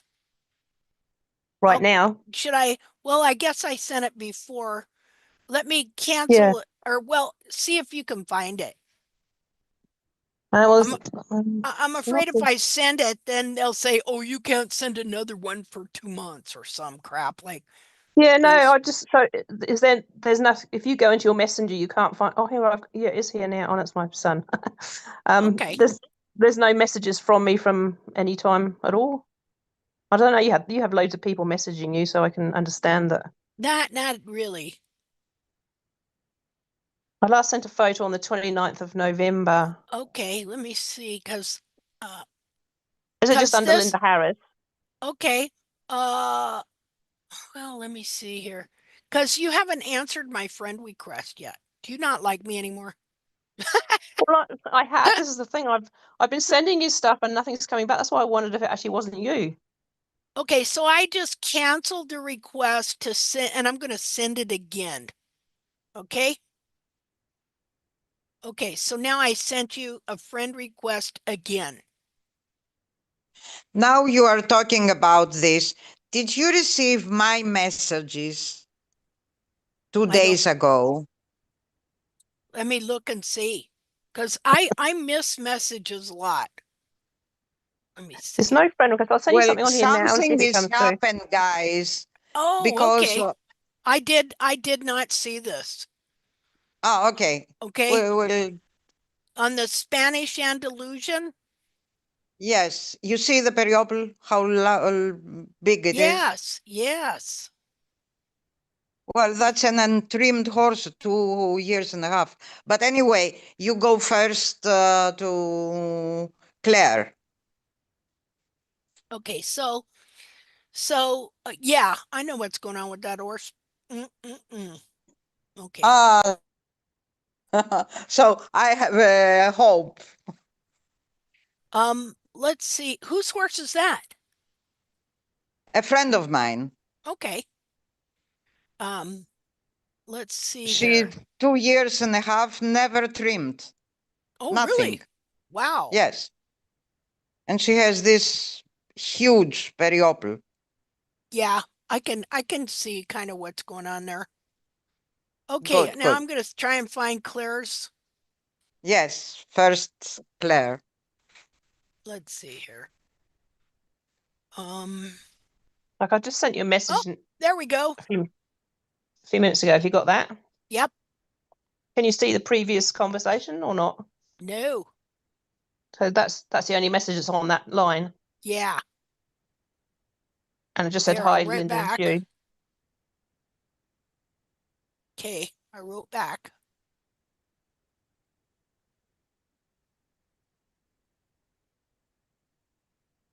There's a picture, should be pictures of a grey horse on there. In the message? Yeah, but it's from a while ago, so I don't know if it's ever come through or not. Let's see. From August. And I also sent you a message about a girl that was making out that she's Oh, tack trimming who's full of shit. I'm sorry. Yeah, who would that be? She's called Ayla Jenkins Huh. or Aaliyah. Uh-huh. Where's Anyway, that? Over there in New Zealand? yeah.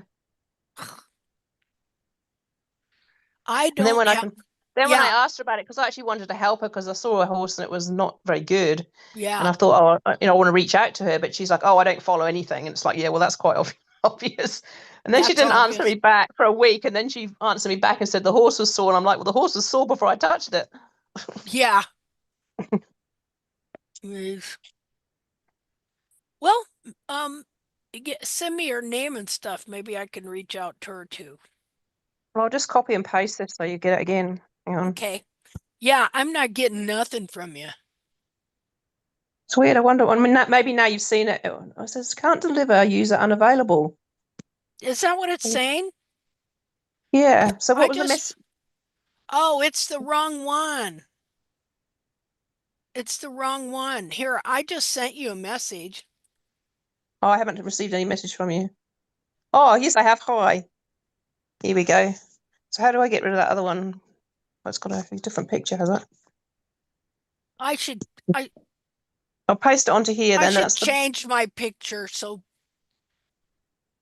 Well, I'll just delete. Oh no, it's the same picture too.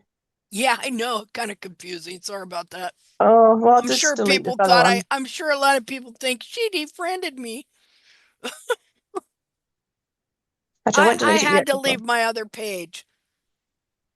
Yeah, no, that's fine. I I have just too thought there was much something not garbage right. on it. Hang on. I Oh, I wanted to reinvent myself. you might be able to It's zoom in on not this picture from as here. crazy. All right? Share to. I don't know if I'm getting the right one or not. Oh dear. Share to you, I suppose. I'll do both. I'll do both, then one will go through. Ha. Have you got a picture of a horse now?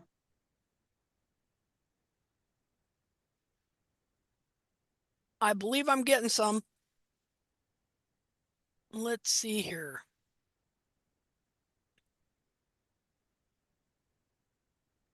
Aha. That's a nice horse. She is quite nice, but she's got a lot going on. I bought her believing she was going to be a quiet hack. They sent me pictures of her being hacked. Mm-hmm. Only when she got here, it was quite a different story. So Well, Whether she's she'd been standing drugged pretty or weird. whether it was the change of environment, who knows? But I'm basically having to restart her. Like I think she'd been put through a breaking in process very Yeah. quickly, Well, and she was they actually petrified. Like it was like she had nothing done. Like she was terrified to have her feet picked up, terrified to be groomed, terrified of everything. But she's starting to settle Poor down girl. now. But this hind foot of hers Yeah. is a bit of a concern. She's changed a lot since I've had her. Like when I got her, she actually only had a condition hmm score of about 3. Doesn't really look it in those photos, but she was really skinny. She's now picked up weight and she's quite backed and things like that, but it's all sort of changing, getting a bit of muscle and bloody blah. And I think she's potentially going to be a nice horse. I know she can jump because she's jumped out several times and she's got really She nice jumped movement. out. Yeah, because I couldn't catch her to start with. She just like went by and that was the end of it. She jumped over fences to get away, Oh, poor but girl. she's starting to settle down. Well, I mean, look at this cartilage. She's got really good cartilage. She's got really good bulbs and things, but this near foot is very contracted Yeah. down. It's like a boxy foot. Yeah, she has good cartilage, but it's aimed straight down. Yeah. You know what I mean? The hind feet were very like they were quite flared on the lateral hmm side and very very upright on the inside. And this one's quite sort of windswept as well. Yeah, so this Um, cartilage is really interesting. Here, let me draw on it here. this was actually before I got her, so I'll get some updated photos now. I know I can talk to you. Okay. Um, So yeah, me. Okay, so her cartilage, oh my goodness, it just looks so painful. This goes down like that.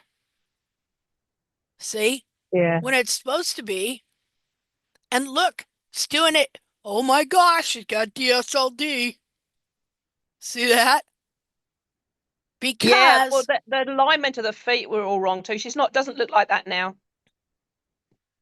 but she's probably still got some problems Oh, she's got huge from problems in that that. foot. Like it's such a small hoof capsule for the size of the foot now. Yeah, Yeah.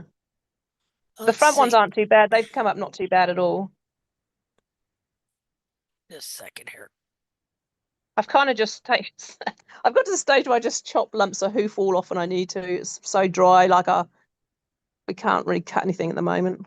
Yeah, I mean, see, here's the thing now. I don't even need good pictures to tell what's going on anymore. You Yeah, know, that's um, why I sent that to you. yeah, poor Unfortunately, I girl, bought it. poor girl, you know. I know. Let's see here.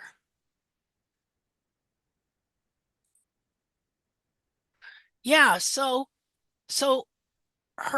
her pastern, her cartilage here was being pulled straight down like that Yeah, when it was supposed to be like this.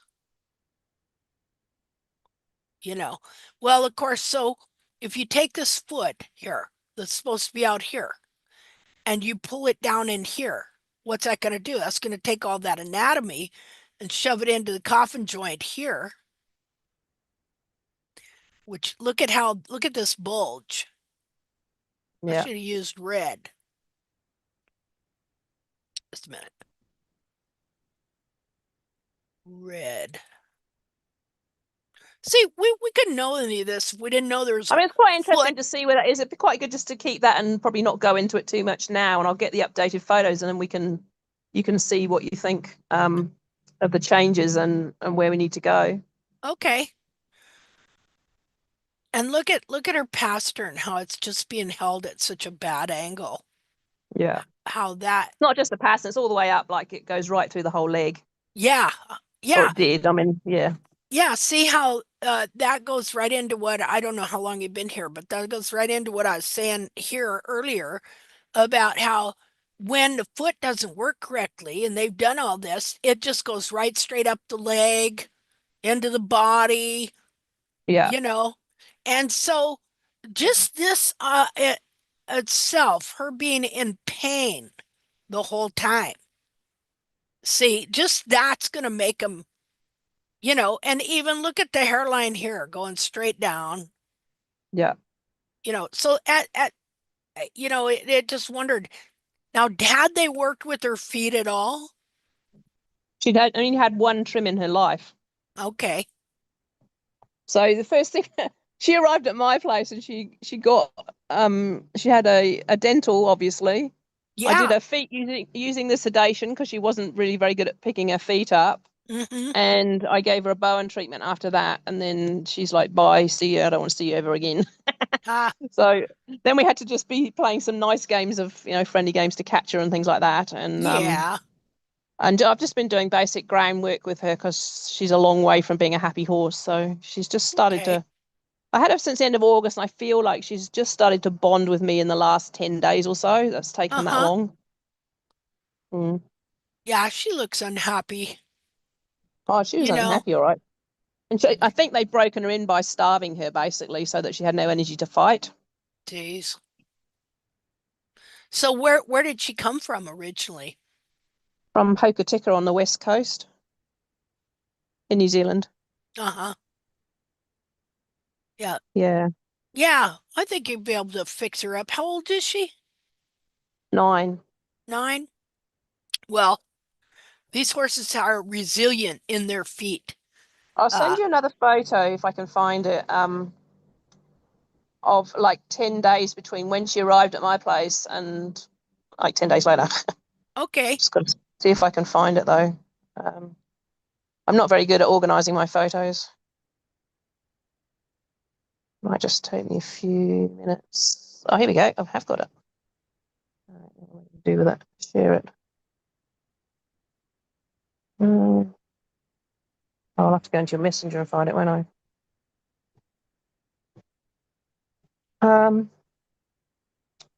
And not that one. Try that She's sure one. pretty color. She's stayed dark, hasn't she? Yeah. Like um, most of them, most of the greys would be quite light by the time they're her age. So I hope the mower's not too much of a pain. My husband's being busy in the background. Ah, no, I don't hear anything. Oh, cool. Um, Where are you? Um, I'm not going to find it again now. Uh, yeah. It's the other side, unfortunately. As soon as you see this foot, but you can just see the changes in here. Just this was just 10 days between when I first got her and when I'd done some stuff to her. She's changed okay. quite a lot Oh more wow, since. she's changed a lot. She looks a lot better. Yeah. Let's see. Let me make sure. There we go. Oh yeah, she's filled out a lot. She looks a lot better. She looks a lot happier. You Yeah, know. well, I mean, she's changed a lot again since then too, because I mean that was like 10 days, and I've had her for a couple of months now. So August, Yeah. September, October, Yeah. November. Boy, she Gee, was we've had skinny. her over 3 months. You can even see her ribs in that other one. Yeah, and like I mean, because she's got great big clydey hips on her, she was actually really in quite poor condition. There was no muscle on her back or anything. Yeah. Like that top photo is actually quite complimentary of how she really was. Oh wow. Yeah. Yeah. Well, she's lucky to get you to be Well, I her hope so. I mean, mom. I bought her, and then I thought, oh my God, what have I done? And then I just had to sort of like change my thinking to, do you know what? I was drawn to this horse for a reason, so Yep. just Yep. suck it up and do what I can do for her. Yeah. Well, hey, I love to help you with their feet for sure. Thank you. Yeah. Yeah. Well, I'm glad we reconnected. So there's her, and then my youngster that I've had him since he was 5 months old, and I've done tack with him all the way through. Yeah. He's quite different. Like most horses that we deal with in New Zealand have some sort of thoroughbredy base in them, and they have like Yeah. quite flat forward run feet. Whereas he is tending to want to be more of a can foot, and I've really struggled with his near side four all the way through. Like he came with it a bit deformed, and I've kind of thought it will straighten out as he matures, but it Uh-huh. really hasn't. So yeah, I'd like to get some advice on that one too. Okay. Yeah. It's Because quite curled in on the like the lateral heel is like the whole side wall and that is curled under and the whole foot is shifted. okay, because I've learned a lot Yeah. since we last talked too. I'm learning stuff all the time. Yeah. that where Well, I I found see that I'm see doing, more. doing the little, what do you call them? Like taking out triangle pieces of sidewall at the Oh moment. I'm yeah, finding those is really notches good. are working pretty Notches, handy. that's the word I wanted. Yeah.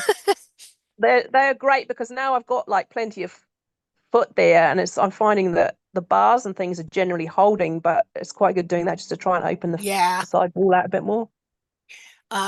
Here, I'll show you this picture here. Just a second here. Where am I at here? And the notches, I've been doing notches all over the place, not just on the bit that tends to be shown more around the heel region. It's just like everywhere. And I think that's what I probably need to do on this grey mare too, but it's just knowing what to take off when. Yeah. Because, you can see that the hoof rings are very uneven, like they're much more pushed up on the steep medial wall than the lateral one. But then that wall is quite short because all the compression has been through there too. So it's kind of like just doing it gradually rather than going, hey, we need these to be the same. Well, here's a picture of the notches.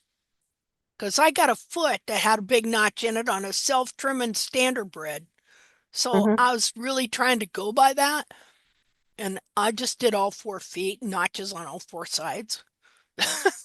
Just went to Yeah. town, you know.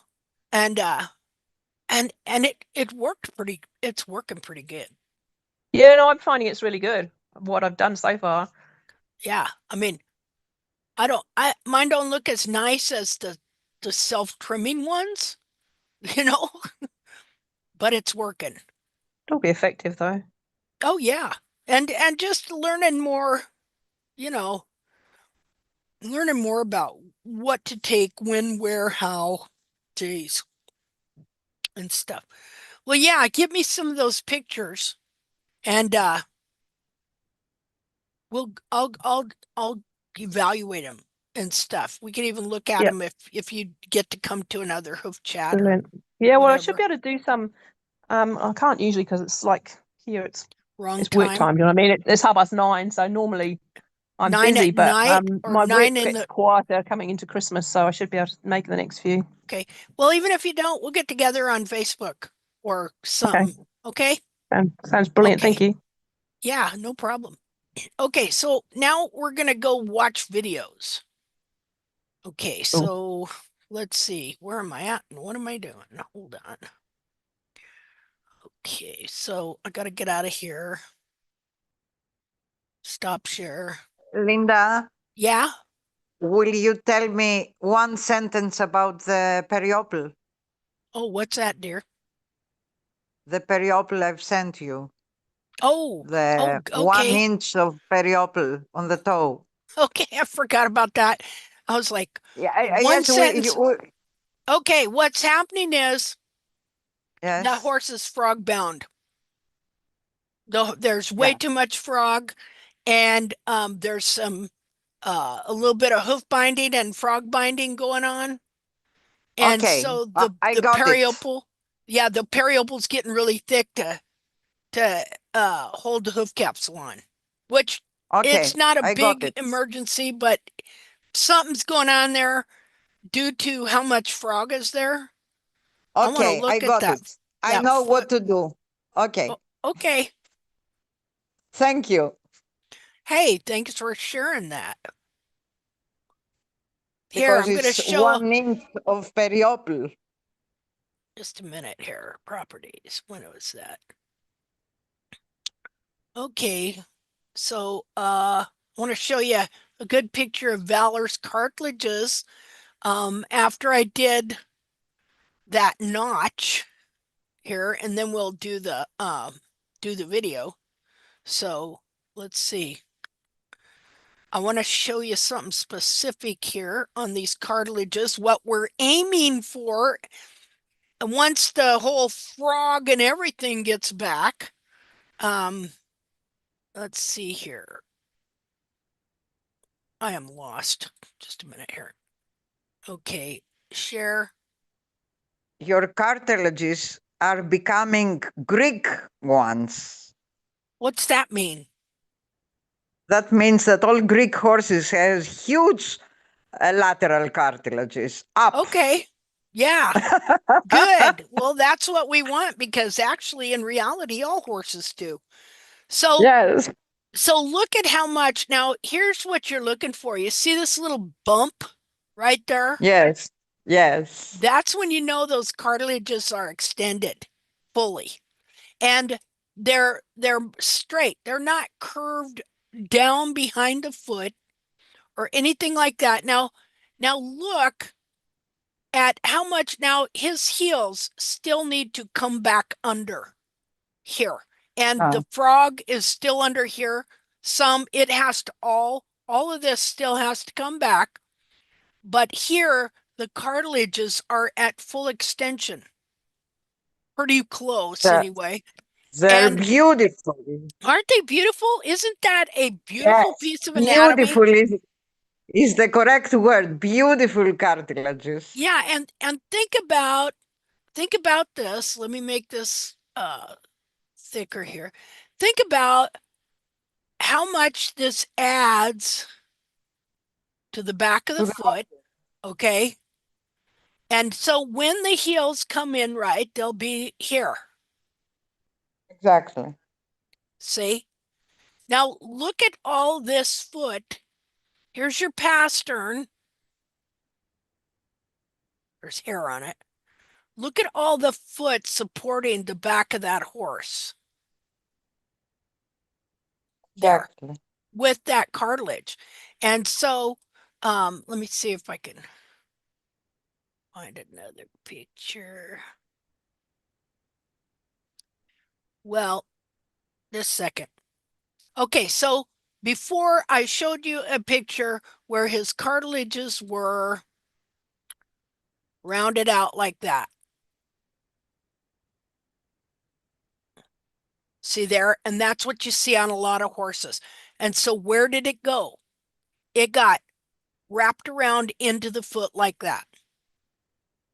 And yeah, I mean, it's literally those heels can literally be wrapped around behind. So this is what where we're getting to, but because the whole frog is not back perfectly yet, when the foot dries out, then the cartilages will round out some like that.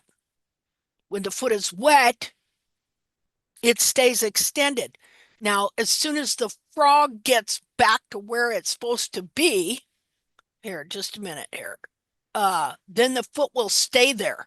And so this is why you don't want the frog to be established anywhere before your whole foot and the corium is pulled back to where it's supposed to be. Here, just a minute. Um, Then you show to people a photo of Valor's Hoofs 2016, so they yeah, understand the difference. yeah, right here. Just a minute. Share. The Okay. volume difference. Yeah, Yeah, yeah. here. Yeah, Um, none of these are like what we're seeing in the one I just showed you. See, because they're not supposed to be round. So if it's supposed to be clear out here, where did it go? It got pulled down and wrapped around behind a foot, exactly. which I was going to show you this one picture here. Where is it? Yeah. Huge difference. Huge. Yeah, just a minute here. Go back to that foot for a second while I find this other picture. And I don't always take the toe way back either. Well, I never take the toe back. I'll take the toe down, which takes it back. That's what we're going to see in this video if I ever get to it. Just a second here. Just want to show you this one thing here.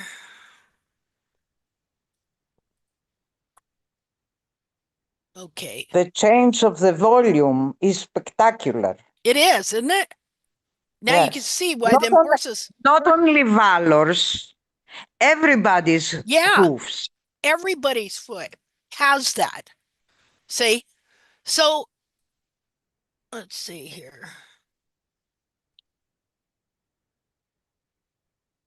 And I think it would be, it is more obvious to the shoe horses. Yeah. I mean, they just get two numbers of shoe bigger Mm-hmm. in no time when Yeah. they begin to unroll. Yeah. Yeah. Just like I had these soaking boots that used to fit him. And then I went to put them on him one day and it didn't fit his foot anymore. His foot had grown. So, and you can see this here, what I'm trying to explain here. How, okay, so this is a foot that was not distorted right here. And so what happens is because this, again, this is a foot covered with skin, all different anatomical parts to that foot, but it's all covered with skin corium that grows the hoof capsule to support it and stabilize it. So you start trimming those heel buttresses down. It starts this process because the foot wants to stand back up.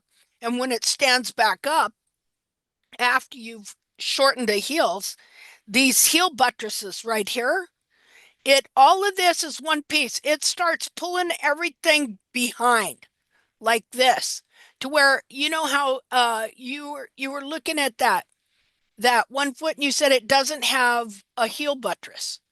Well, it has to have this corium to grow the heel buttress. And when you've trimmed the heel buttresses and trimmed them, and it's pulled all this around, and finally you trim the buttress out. Instead, you just have sidewall right here that is false heel. And so you see all these little arrows. It takes all this heel here. This would be the heel buttress point that should be pointed back at you if you were holding a foot like this. And so it just starts pulling everything up this way. This pushes up, this pushes into the frog corium, which pushes the frog corium out this way and up this way into the foot. It will either pooch it out, or most of the time it bends it up into the foot as well, so that the foot is bent in the center and produces a false concavity. At the same time, it you see that these heels have depth. It crushes, these are cartilage. It crushes them flat and forward. And so it takes all this anatomy, takes these heel buttresses. Yeah, I show a little point right here. It turns them in and pushes them into the frog here. But at the same time, the whole time, the person that's trimming the horse is trimming the foot as if it's the same foot it always has. And so you yourself are forming a false version of the foot on top of the distortion. And so you can't always see that distortion. And so when I started realizing this was going on was when I started seeing that the cartilage would expand and contract. So then in 2019, I soaked the foot for 3 or 4 days and then trimmed all this out, which you cannot do if you have not been growing heels in. Okay. Can't just do it on a horse with no heels. And so this is 2019 and this is 2025. You can see a difference right in here, especially. See, this used to be curled up into here. Now, if you look down here, this shows you that the frog was pushed way forward under the foot.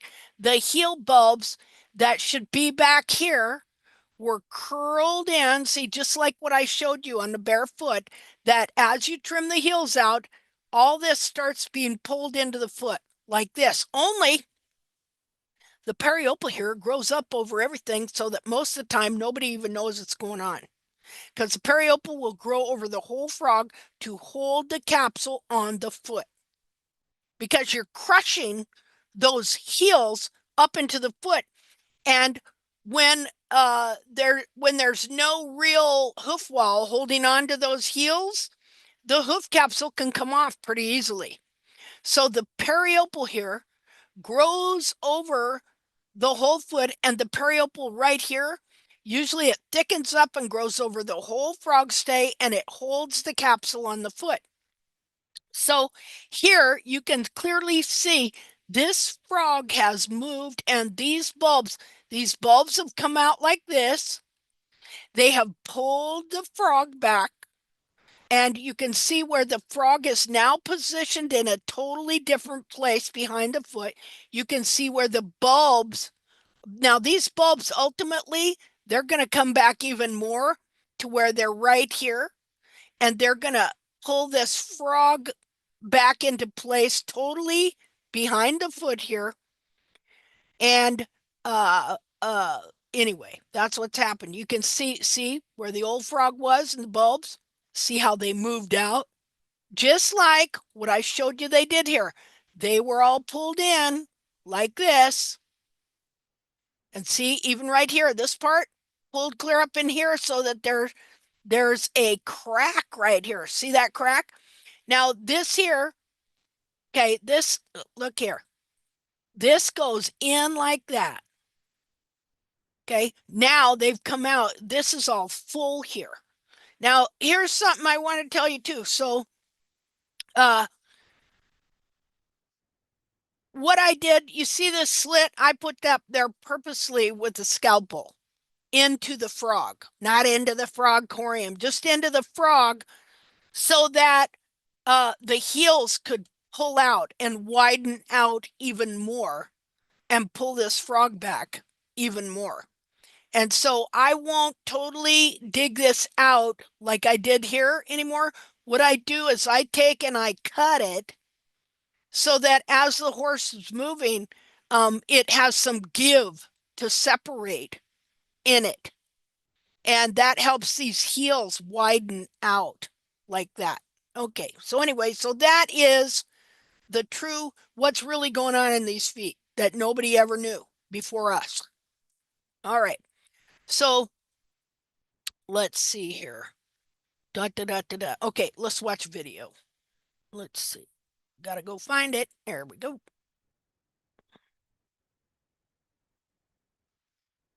Okay.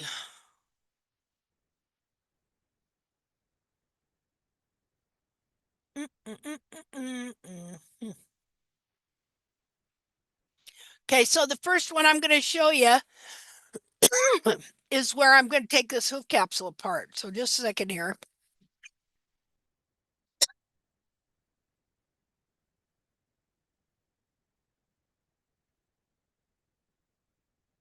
Okay, hold on. Okay, now stop share. And then let's see. Okay, advanced and share sound optimized for video. Okay. Just a minute here.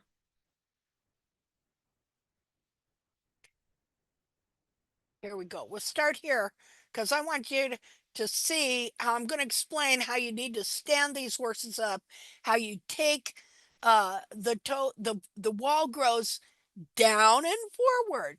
So when if you took off a little wedge shape here, you would be doing two things. You would be taking the toe up and back, and you would also be standing the horn tubules up at a straighter angle, which would lift the back of the foot.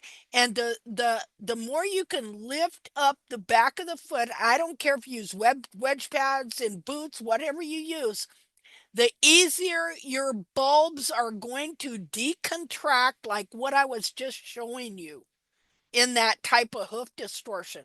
Because the whole reason it happens is people are lowering the heels and the foot wants to stand up. And so when the foot pulls up, it pulls those heels in behind it.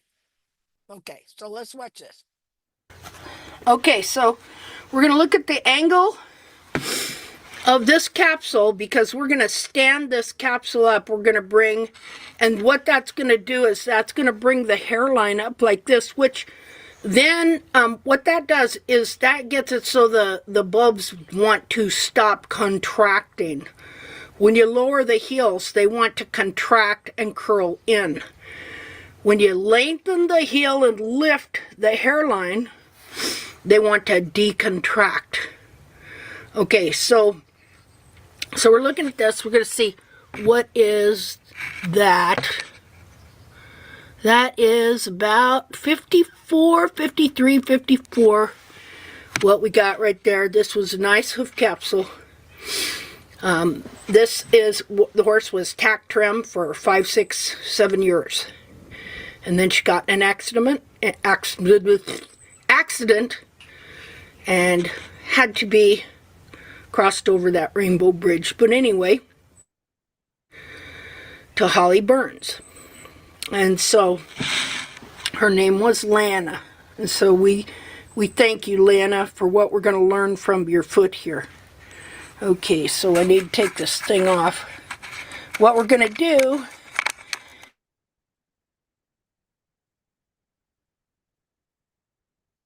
I'm just set it on. Just a second. What should I set it on? Oh, we'll set it on these horseshoes here. These ground controls. Major Tom to ground control. Okay, so what we're going to do is we're just going to kind of map this. So already we know that this is, what did I say? It is, oh, it wasn't, I was reading it the wrong way. It's 50 or 50.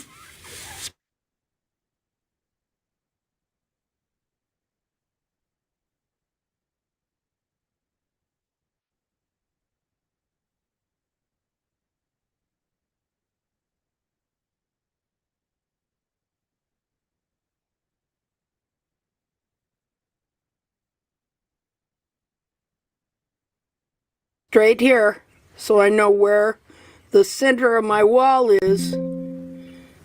I'll make this. This foot is kind of wet here. And that is the center. But are you able to see that well and hear what I'm saying? Hello? Yes, I can hear you, but we Okay. have a storm and my internet goes off and on and off. Okay, I need to ask everybody else too. Can you see this video okay and hear it? Yes, yes, yes. Okay, very, very good. Okay. Your frog can be a little off too. Again, this mapping is general. Okay. Now we're gonna follow the horn tubule up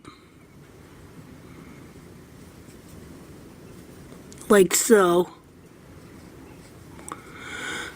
And we're gonna measure. Okay.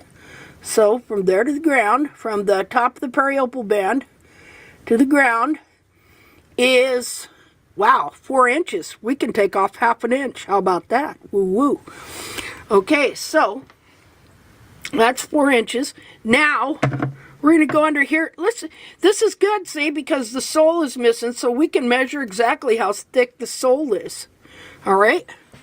So let's go in there, and we have 3/4 of an inch of sole. So something that's going on. If we were to go back here, let's see here. Let me see if I can find, wait a minute, the front of this. There's something that went on here. Okay, right here. Okay, I think a lot of the reason why this was 4 inches, if I look at one of those inner feet, is because the wall was actually jammed up. This side was higher.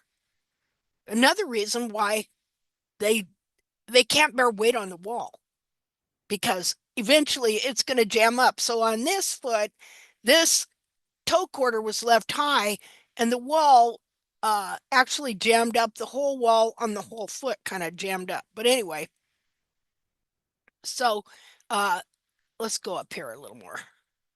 Woo woo. Okay, so that's 4 inches. Now we're going to go under here. Listen, this is good, see, because the sole is missing, so we can measure exactly how thick the sole is. Now, it's really interesting to see how the sole grows in layers. And in this foot, Holly been trimming this horse 5, 6 years, and she'd really grown her heels in well. Okay, but something that she hadn't learned to do, and that I hadn't been very good at teaching people either, was how to take out a lot of this sole so that your foot can continue to expand more correctly. Okay, so this horse had too much sole, and what you see here is some of it's already come out because it was jam-packed full up here, almost bulging. And so when you're correcting these feet, especially with one that has contracted heels like this horse did, you don't want all that sole to build up because then your capsule cannot expand.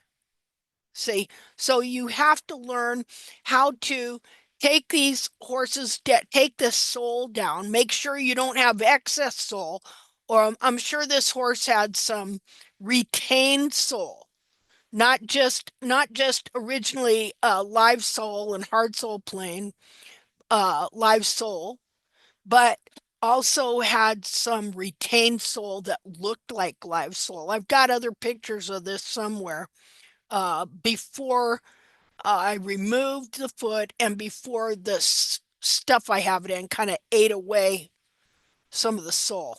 Okay. Right? So let's go in there, and we have 3/4 of an inch of sole right there. 3/4 of an inch of sole, right to the very end there. Looking at it 3/4 of an inch of sole. Almost an inch. Almost. Let's see here.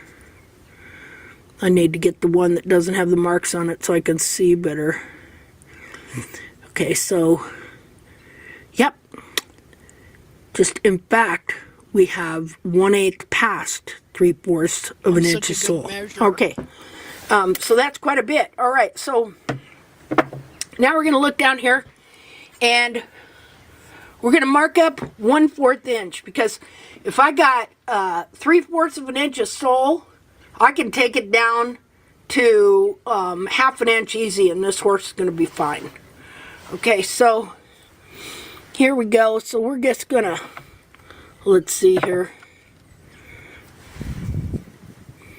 I'm going to take it down. Well, see, that's the thing. The toe is, I'm going to go ahead and find me a growth ring to take down. Just a minute here. Kind of hard to see. I'm going to go ahead and take this down here. And it's hard too when the toe is beveled. Okay, you have to take that into consideration. If your toe is beveled, you cannot see a growth ring in the toe. So really, I'd only be, well, probably right about where I'm marking. Right there. Just, I'm going to take it down to just where, well, I think first I'm going to take it down flat to where it's beveled. Right here. First. You see that? So we're going to do that first. All right. Okay, now another thing we do also is we come over 2 inches. 2 inches. Okay, see how high this side is compared to this side here? So it shouldn't be like that. How should it be? Like this. In this. Come over 2 inches, like so, mark right here. And then we'll come over 2 inches here and mark right here. Why is that? Because something you see here is that this capsule rises here and here. In reality, it should be more like this, but it's jammed up. And it's jammed up from leaving the toe quarters high and not understanding quite how to take them down. So I'm gonna show you about that too. Now, and then of course not beveling quite enough and stuff like that so that the wall could drop down, and so the toe quarters Can I were ask you a bearing question weight, while you've which got they shouldn't be, that and then it was presentation there? jamming the wall Yeah. up. Okay, so I agree with what you're saying that it's like you've got more length on the side that's high, but if you look at the growth rings, they're spaced further apart that side, meaning that it's growing faster than it is on the other side. So I had this issue with my horse that I had that like coffin bone sequestrum quite a few years ago. I don't know if you remember the photos that I sent of that, where the same thing was happening. Like the one side was growing down really fast, and everybody was like, "You need to take more off. You need to take more off." But if it's already growing fast and you keep taking more off, it keeps growing fast and weak. And I actually backed off on doing that and had to Okay. attack the other side where the growth rings weren't going and evened up. Does that make sense? I'm thinking. I'm thinking. Because if Um, you look at these growth rings, they're all contracted on the other side, meaning that's where that horse is taking all the weight and it's offloading on the high side. this okay, you're talking about this side's high and this side's Yeah, low. yeah, the side is high, but the growth rings are further spaced. Like there's more space between the growth rings on the high side than there is on the low side. Yeah, I see what you're saying and stuff. So if And you well, keep taking length off those rings that are already spaced out, it just encourages them to do the same thing faster. um, I don't know. Let me look at hold on, let me find a picture of something real quick in this regard. Because I'm just thinking, see, first of all, I know too that probably one heel that the capsule could be tweaked, that one heel could be more trimmed out than the other, and so the capsule could have a slight twist in it. Yeah, And well, so one that's heel is probably going to be further forwards, isn't it?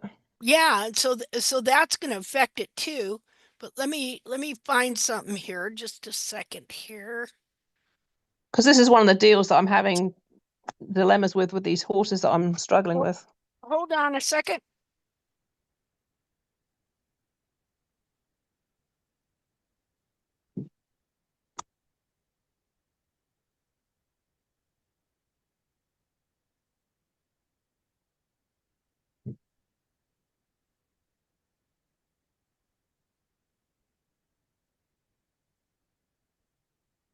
Okay, I'm back. Let's see. I just want to show you this picture, kind of where I'm at, and I've got a 3.5 inch dorsal wall here. Well, unless this was after trim, then it was probably 3 1/4. Just a second here. I can't see a picture at the moment. Oh, there we go. Okay, so now it's interesting. Now, see, this heel of his was more run forward, and this side is steeper, kind of like what we're seeing on that other foot, but in reverse. You know, Yeah, but the growth rings on this foot are a lot more even. yeah. Um, but also what I'm looking at the hairline because I know that on an internal foot. See, kind of what I did was I would look at an internal foot with the capsule removed and look at it from the front and one that wasn't distorted or deformed and just kind of look at the shape, you know, and Good then stuff. try and mimic that shape at first. And that's how I started realizing that. Okay, so your longest horn tubule is in the center, and then they gradually get shorter as you go this way. Yeah. And so when you look at those feet, you'll see that the hairline slightly goes down this way, but also the hoof capsule slightly contours up this way instead of see like that. And so Hmm. then the growth rings technically get narrower as you go down down this way as well. Like they usually don't stay the same exact width. Um, Now I'm looking at this foot now. Now, anyway, because it's shaped like let's see. Let me see. Stop share. Okay, How do they get so narrow? I don't. Surely they don't change in the width. That's just on when it occurred, an event line that occurred on that hoof capsule, which goes all the way down the hoof. It doesn't change. um I don't know for sure. But they will get like it could be like this and then not like that. Well, it's kind of weird because look at the shape. Just a minute. Let No, me but those undo this. growth rings are quite even. There's a little dip in where that crack is. Yeah, but see, because I've worked at them to be that way by what I'm going to show you by how I take down the toe quarters here to shape them according to the shape of the actual foot. Okay, so maybe that'll help you when I show you that, kind of explain it some more. Um, I know that when this all jams up and it goes up like this and you get more hoof capsule in here, you can't just take it down, you know, to make it the same. You've got to bevel and allow this to kind of excise out Yeah, like but what I'm so. saying is sometimes those rings are getting further apart, meaning that it's going down the hoof faster than the other side, the equivalent height on the hoof capsule on the other side. And Uh-huh. if you keep taking that hoof wall away, it wants to come Oh, down even faster. So you're oh, actually okay. creating I more of a problem. I And I get you. discovered this through my horse that had the surgery because Yeah, I there was no understand hoof wall now. there and it wanted to come down really fast. And then it ended Okay. up being a high wall. But Well, the answer wasn't to keep taking hoof wall off it. well, see what I do is I just start reading the hairline and the growth rings because here's another thing that happens. Okay, let's say you were taking that down and it was raised. Okay, well, then what happens is it will come down really quickly and you will think it's growing. But what it's really doing is it's wanting to come down and get rid of the excess hoof capsule that's been pushed up here. And so No, what but it's happened? not. Yeah, that's not what I'm saying. Oh, I don't okay. think you understand. What I'm Okay, I saying probably is that don't. yeah, the whole hoof wall is coming down faster, not because it's relieving pressure, but because the hoof capsule itself is actually weaker in that area. Like the growth rings just on that part get further apart than they do on the corresponding same part on the opposite side of the hoof. Hmm. I need to be able See, to draw. It's not like it on this hoof, but it is on the one that you've got on the video. And my mhm. question is, are we actually doing the right thing by taking those high bits down? Because I'm not so sure that we are. Well, I don't know what to tell you. I can just tell you what I do. You Yeah. know, Can I just, sorry, it's Elena, can I just maybe interfere just to make it more clear for us to find okay. a solution? Like by weaker wall, what do you exactly mean? The connection with of the laminar? And the second Um, is maybe it's better to look at your horse's feet that having this problem. yeah, I'm going to Uh, get some photos. Yeah. Yeah. Um, See, I would but have the to horse see that was having the photos. problem isn't having any problems anymore because I had to go away and do my own thing and I stopped taking the high wall down, and it's really helped him. This is how I Okay. came across this information, and I kind of wouldn't mind, yeah, maybe But it getting would it be nice into to the see system. the concrete example so we can see it and discuss it, you know? Yeah. Hmm. Because without seeing an example, it's very difficult to kind of To provide understand. anything concrete, I think. Yeah, yeah. Yeah, and yeah, because I'd like to see It some would be pictures very to kind of interesting, yeah. understand But it. can you understand the principle that I'm saying? Yeah, I understand that you were taking it down, and so these growth rings that are like this, right, got wider. Is that what you're saying? Yes, yes, on that side, but then narrower on the other side. Hmm. Well, I'd And have to not look. they're not changing it as the hoof, like they're not changing on the hoof as it goes down the wall. They're changing as they grow, if that makes sense. Huh. I don't Okay. think they change. I don't think they change from when they actually become hoof wall. It's what's getting produced at the top. Okay.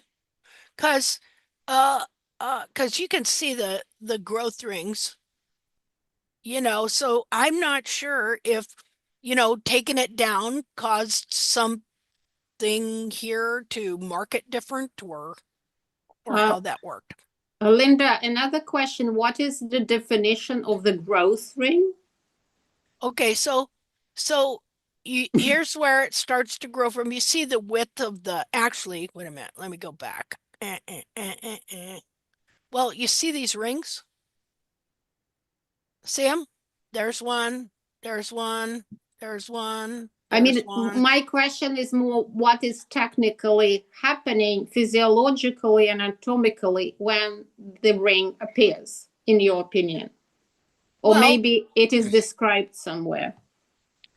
all I know is that if you look at the width of the periopal here, and of course that's where the coronary band groove is.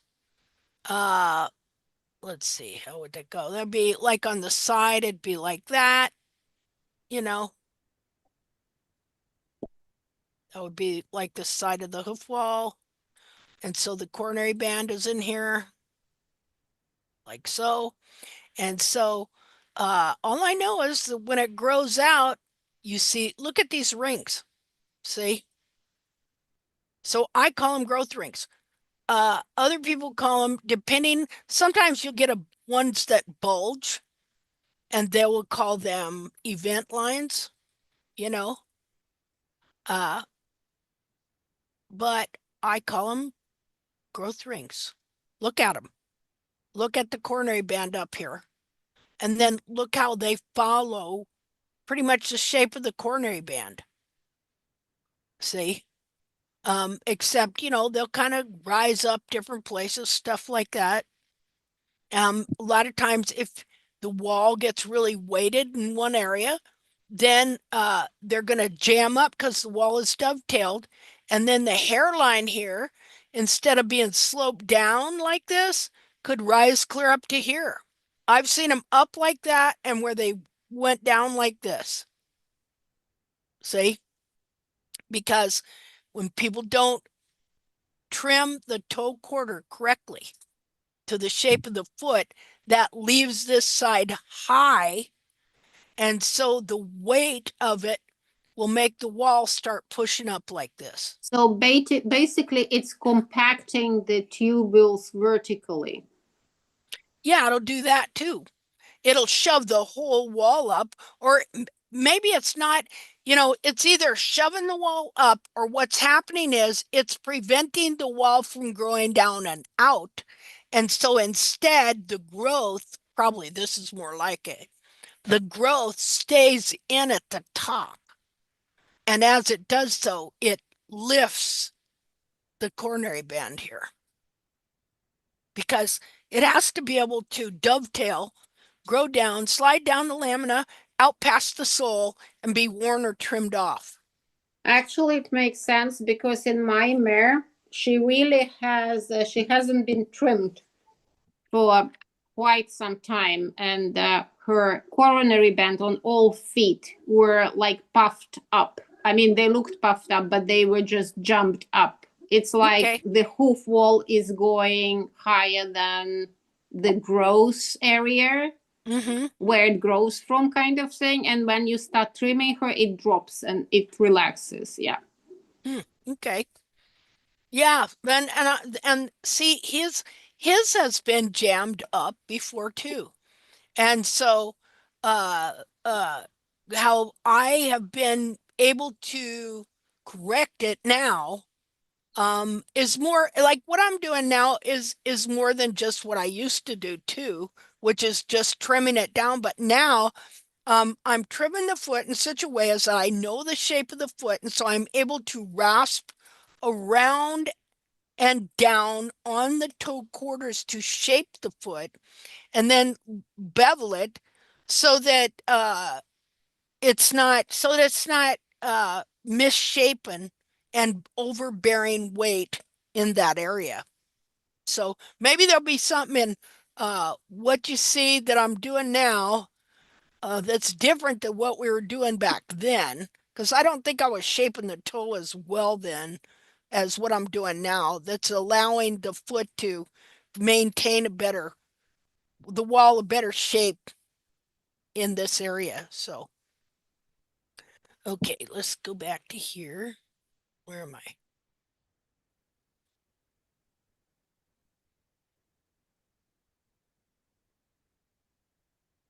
Okay. You can see how uneven the wall is, how it's higher there on the right side. This side over here. Okay, so I just thought of Now I'm something going to get too. the rasp. Something else that happens if one heel is different than two, a lot of times it'll throw the foot over catty corner when it breaks over. I don't know if that's happening here. Doesn't look like it had any real uneven wear, but that's something to think too, that this side of the wall could be weighted more due to something going on in the back of the foot. Get glove on, and we're going to watch this foot go down. The sole. I'm going to shape the go forward shape. Here. Anybody see that? Young Frank to pile up. No, here we go. Okay. Well, now I might do a different video because I'm pretty sure I stopped this one here. Well, that'll be in our next video. But all right. This is interesting. Now you see what the sole looks like. Where the sole goes to. So you can kind of see. Look, there's where your foot would be sitting, and here's your sole. So, okay, let's see here. Next video. Hold on.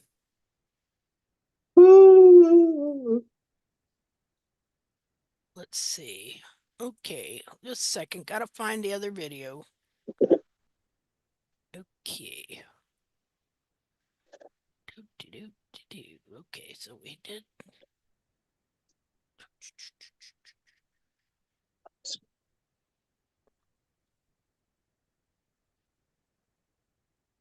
Okay. Share. Come on, where are you at? There you go. Share. There. Okay. Now I'll be skipping forward because it was hard for me to do this and it took me a long time. Now look, we're looking at the bottom of this foot, so already we're seeing some differences here, Claire, that could obviously have affected this side of the toe. This side of the heel is obviously run forward and this side of the wall asymmetrical while this side is sucked over. So we know that this heel was at some point trimmed out more than the other side. So that already is going on, and you can see that the sole and everything was a little bit different over here, just more compact and stuff. So I got to put my hands through this this thing here. I'm supposed to go like that, okay, but so it's a little hard for me not to do what that. I wanted to do here, just a minute here, I'm going to turn the volume down. Okay, can you hear me? Let me see here. Everybody, Let me try. hello? Bring this back a little more. Hello? There we go. Can anybody hear me? All right. I can hear you, Yes. but I hear the video too. Yeah, you're going to see Can the you hear wall me? widen up Yes, here. I can hear you. See, it was hard to measure. Oh, I know what happened. I turned the volume down so I wouldn't have to listen to the video, but I turned the volume down. God, how can I do anything for crying out loud? But I turned the volume down on you guys too. So then I was going, can anybody hear me? Well, yeah, I got the volume off. So I wonder if I can just turn the volume off on the video. Okay. Okay, now let me try this. Okay, can you hear me? Yes. Okay, good. We got it right. Okay, so what I'm trying to do here is was show how I take down the toe, and I was just noticing some different things in the hoof capsule as I was doing this, but I just thought it would be an interesting exercise since you can actually see through the foot. Okay, and so what I finally wound up doing was just trimming the sole out after a bit. Just a minute here. Let's just keep going. So pretty much I just wanted you to see as I take these toe quarters down, it changes the shape of the toe. Um, see, I wish I could see what you'll find is it'll start out round or square-ish, and then it will, here, let's see if we can look at it here. Let's see. I should open this with a different thing. Just a minute. Let me try something else so I can go through it. Okay.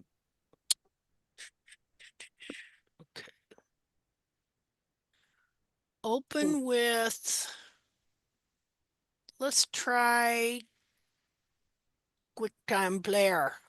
Oh, doesn't want to support that. Okay, just a minute. Open with movies and TV. Oh yeah, okay, this one's going to work a lot better. Hold on. Now, turn the volume way down. Okay. And uh do share, screen share. Okay. This will work better because look what I can do. I can go through quick like this so I can get to where uh I can show you what I need to show you. So let's go all the way back here. Okay, so you see the shape of the capsule. Okay, so as you and even here I'm looking at it and the toe quarters look high to me, even looking at this shape here. So what you want to see is that as you trim these areas down, you have to trim it to be more the shape of the foot. So you'll see that here as we go on. So just a minute. Let's get down here a ways so I can look at the foot again. Oh, if I get my fat hands out of the way.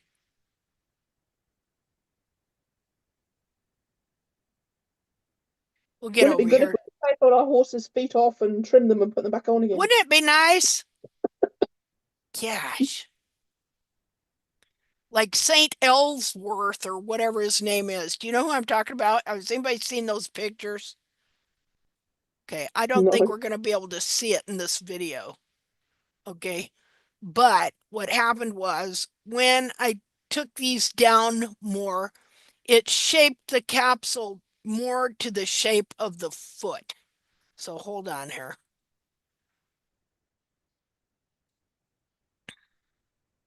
We might just go to the where I do Valor's foot instead of that.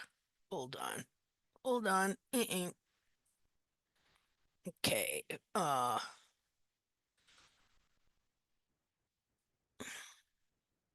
Let's just, well, let's see.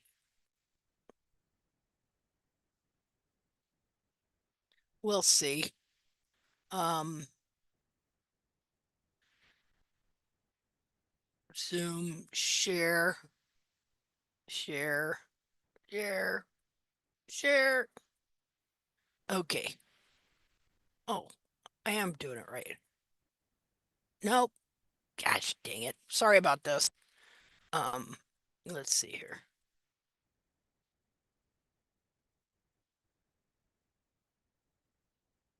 Ah, stupid thing.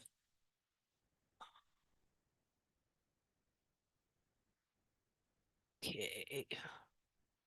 Open with.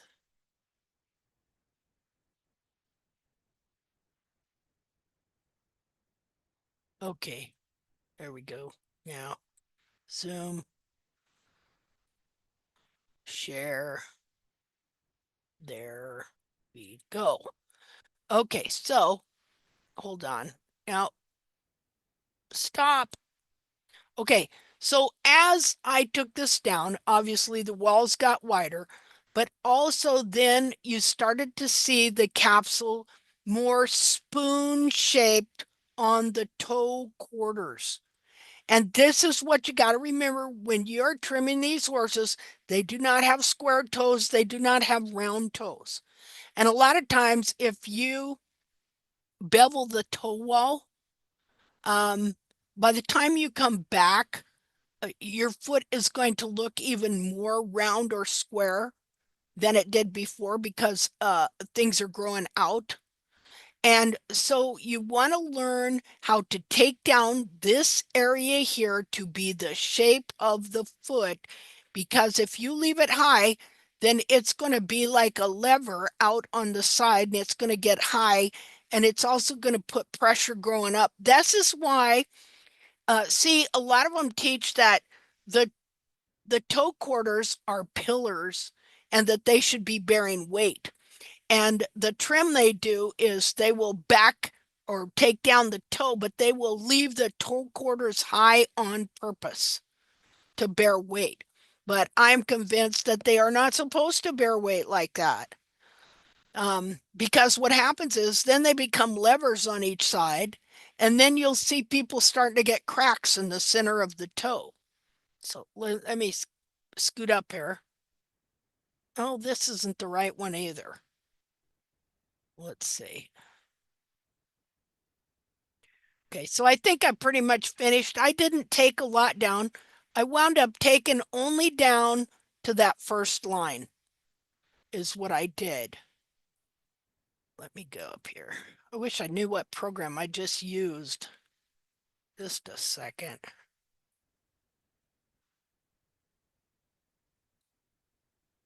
Anyway, I did pretty good because it's flat. I could put a shoe on it if I wanted. But we're gonna go to this other video. Because it just took me a long time to even rasp off that much. Um, and I don't want to use all that time. Okay, so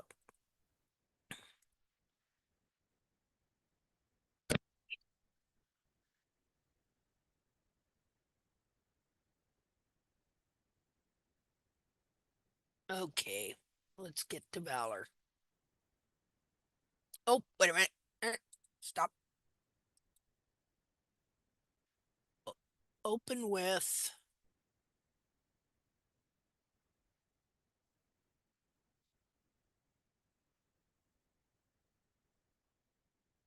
Okay, I got it on the right one this time.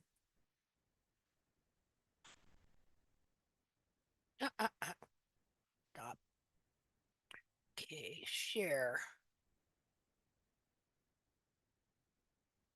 I think I'm going brain dead. Just a minute. Okay, there's Zoom. There's that. There's share. There's there. All right. Okay, so I'm going to turn the volume up on this. If I can find it. There it is.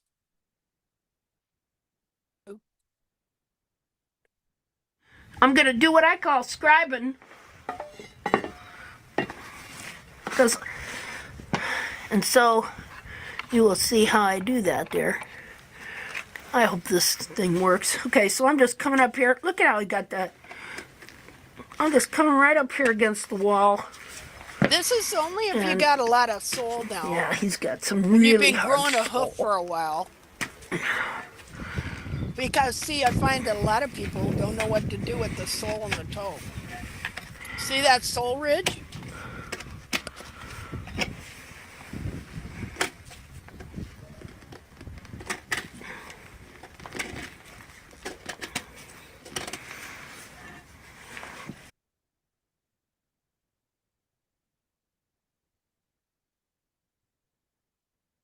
I'm going to kind of speed it up so you can kind of see it.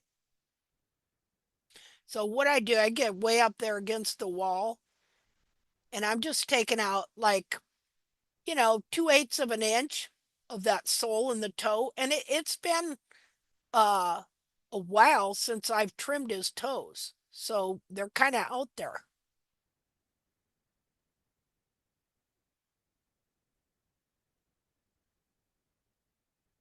And that way I have a rim of wall that I can either rasp down or I can nip down, which I'm going to nip this one down. Now Because if you his look toes right are here, long, so they're because his toes were long, okay, there was pressure and leverage right here in the toe. So, uh, what's going to happen is when I take that down, even that's going to disappear. So if you're taking you're scribing out some sole there, and you can see I still have a lot of concavity here because this is a convex sole ridge going into a concave. That's the shape of the sole. And so if you run into something like that, usually what happens is that's from pressure up above that leached down and pooled right there. And so usually you'll wind up trimming it right out and it won't even be there. Yeah, it took me a while to do this because his feet are so hard and it's wet here. See? I had to sit down. So I just get my hands out of the way here. Okay, so I have scribed down to where I can cut some of the wall down.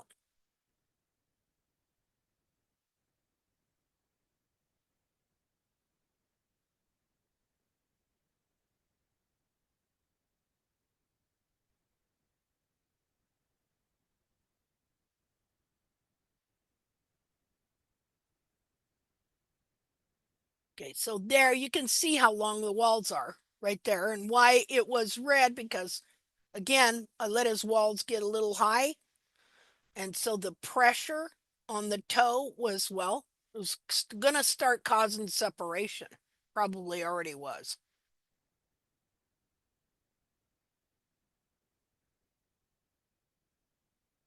So going to use the nippers to take the wall off.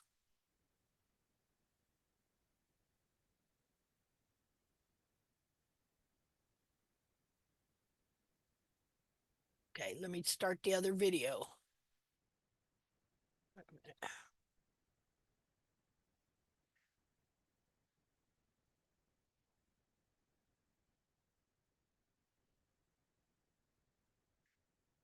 Yeah. Okay, share.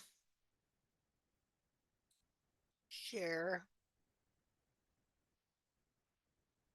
What is going on here? Wait a minute. There we go.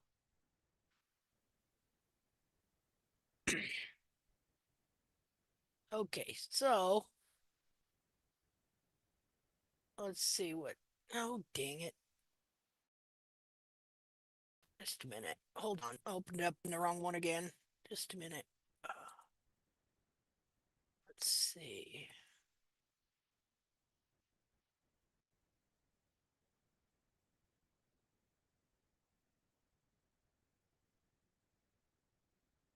Okay. Open with. Okay, there we go. Okay. Now, share it. Zoom. Ah, Zoom. Come on, you stupid thing. Just a minute.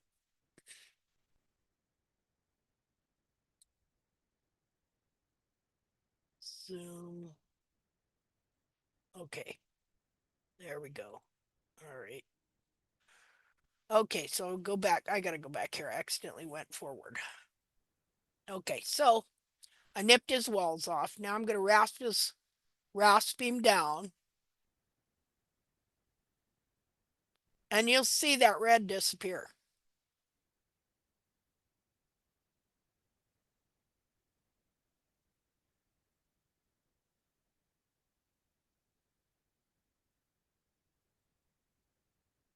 Right in the very, very tip. Now, see how that disappeared over here? Not there anymore? Because that was from above and that leaches down into the white line. So when you run into that, you can't freak out. See, because after a few right rasp swipes, it's probably going to be gone. And many of these horses, most of these horses have this going on in their toes and nobody ever knows it because nobody ever takes the toe down to know what's really going on there. Linda, this happened to me lots of times, Yeah. and especially in the toe area. Mm-hmm. And when you go further, filing further up, all these red spots disappear. It's the red spots on the white line, Yeah. and they disappear. Yeah. Yeah. Good. See And there? when I was trimming other people's hoof, they got freaked out because the blood was showing. Yep. And I was continuing. Everybody was screaming, "Stop, stop, you see blood." And I said, "Yes, yes, I saw it." It's very tricky, this thing. Yeah. And it, for me, it means that the toe area was very long. Yep. So in the white line, some blood dropped and then disappeared once you file it. Yeah. Yeah. See, It's I found the it same is thing as you. yes, it is very local. Let's say Yeah. it It's was a not like, moment before and then it went away. yeah, and then it's gone and Yes, stuff. But uh, if you get freaked out and then you don't take the toe down, to where you really should, then that just stays there and you've still got stretching and your toe is yes, still too long. And then it's going to get, you're going to have more separation. yes, And exactly. yeah, and you won't even know it a lot of times because people never take the foot down. And here Yes, too, because it's the pressure of the toe yeah, that make this bleeding white line. yeah, just And you have to leverage. go further on to Yep. get rid of it. Yeah, and that way too, you're shortening up your toe so it's not continuing. Yes, Now exactly. I left his toes longer for a period of time on purpose. And the purpose, my thinking was I want the foot to kind of stretch out. I want to put some leverage on the back of the foot. Like if you had a shoe too big, your heel would want to come up out of your shoe, right? Okay. Well, Exactly. I'm wanting to just put a little bit of that pressure on the back of the foot like that to pull the heels back and to pull the frog back. See, so that's why I just left some of that toe and didn't not just always just taking it down, and I never take them back like I used to, doing all the rocker toes and all that stuff. Never do that. But I will take them down and stand the horse up. Or sometimes I'll leave them to allow that pressure to work on the back of the foot. To And me, I'm we need to know how to distinguish the blood from this pinky excrement. How do you say? Which is not real blood. no, it's just like it Yes, is a little bit, there is blood in it, of course, because that sensitive lamina up there, okay, there's pressure in the toe that's pulling on that. So it is causing a little bit of blood up there, but then it leaches down into the white line. And notice it's not bleeding there now, you know. So what It's happened? pinky, not blood, not red blood. Yeah. Yeah. Okay. So whoever trims should know the difference of the color. Yeah. What is going on here? Oh, there we go. Okay. Let's see. All right. Shaped like that.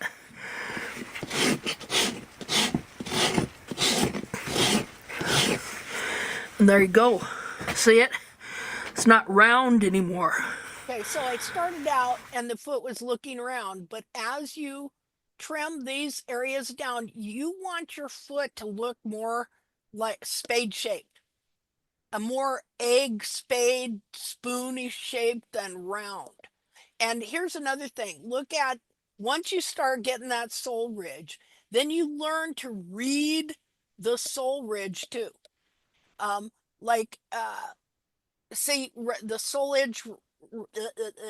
sole ridge ends right here, convex sole ridge, and then it gets concave right here, you know.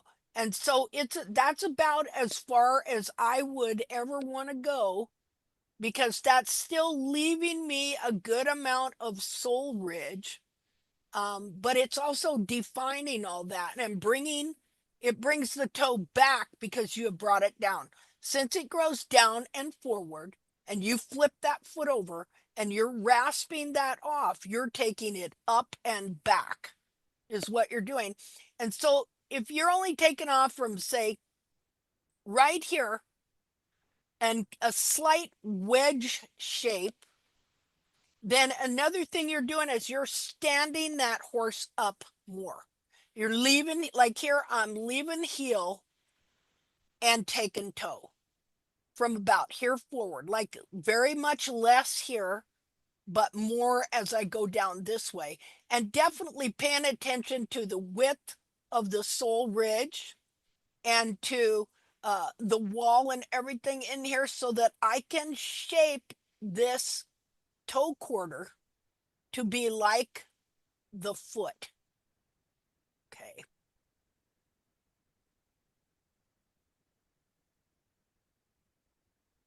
Let's see. I think I kind of, okay, there, we'll look at this.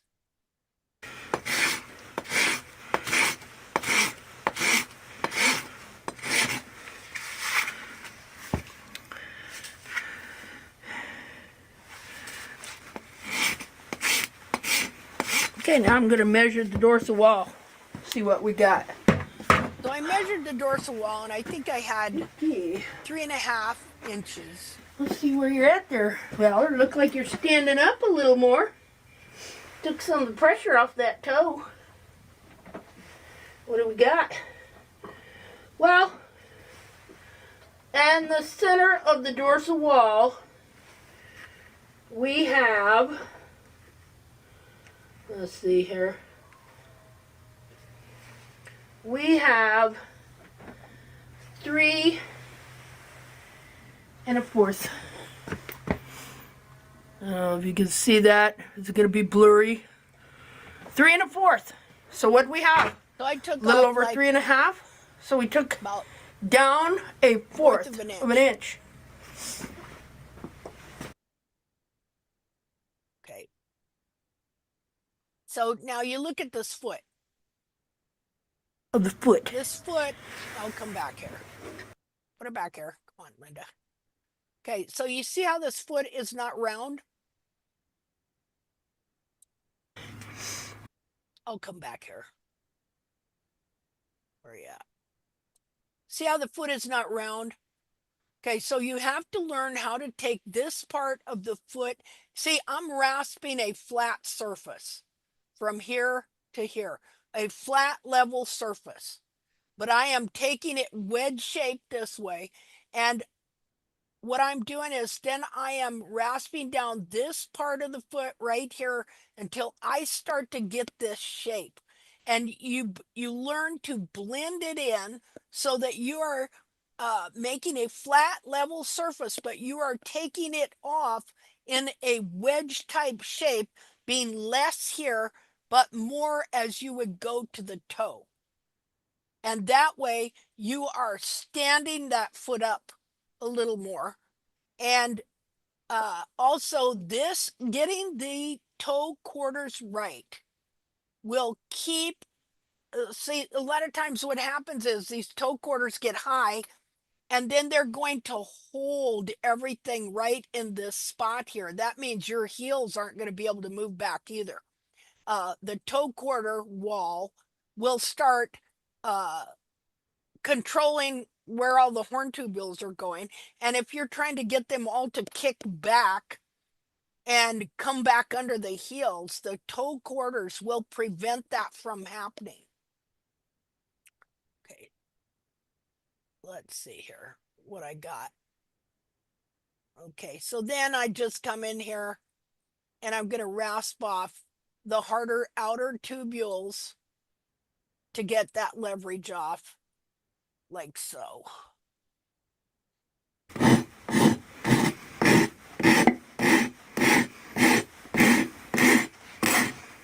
And you want to make sure you don't have any sharp edges, because even when you bevel the sharp outer tubules, like, see, I'm not taking the toe back any more than I'm taking the toe quarters back. I'm not beveling any piece of this any more than the other. I'm doing it all level around. Not to say that you wouldn't at different times, but I'm just making it so it's the same all the way around the toe. And so something else that happens here is this edge right here will get very, very sharp. So you need to make sure that you take the small teeth of your rasp and smooth that out, because if a horse reaches over, it's so sharp it could probably cut his other foot. So, okay, so I'm just rounding that out, and then I'll just flip. Cut themselves with the sharp edges.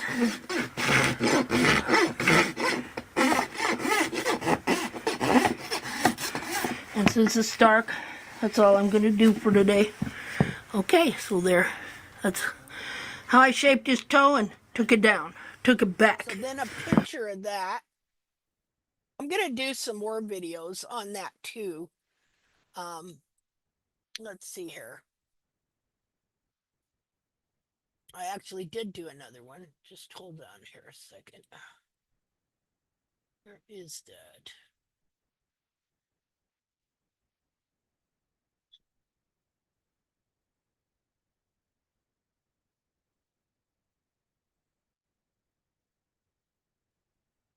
Just a second.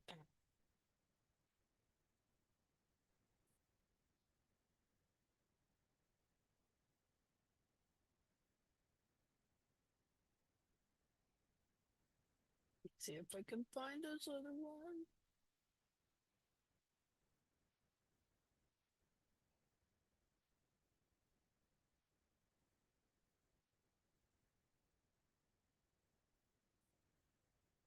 Nope.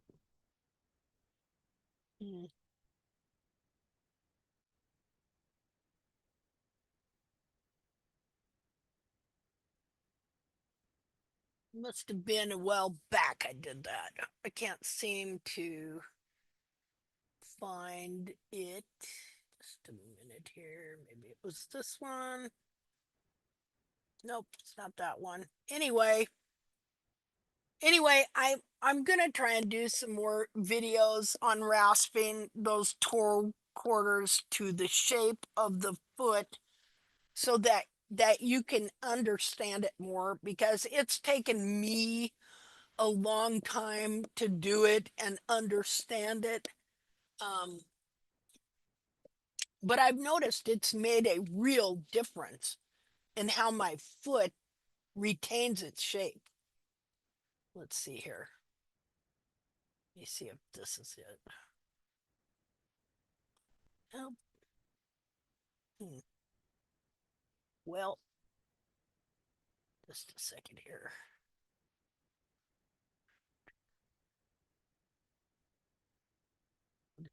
Show you, these pictures turned out so blurry. It was kind of disappointing. Um, just a second here.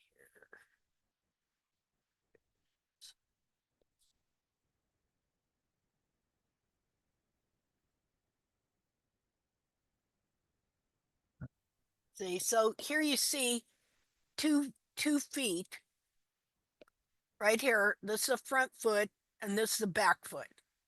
And so you see how similar a front foot and a back foot are truly shaped. And one of them, uh, but I got another couple feet too, came out of this capsule here. See, my thing was blurry. And so that is why if you leave the toe quarter high, then your capsule wall will begin to bulge out like this, and it will stretch the lamina in that area. Well, which is kind of what it was doing on my horse there. Just a minute.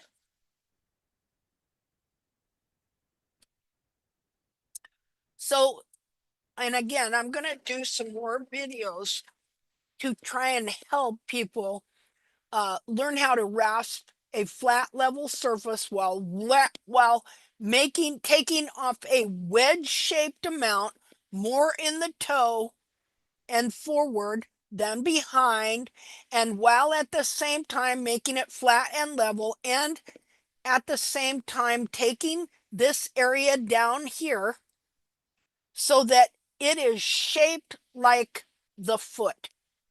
Because the more you can shape this area like the foot,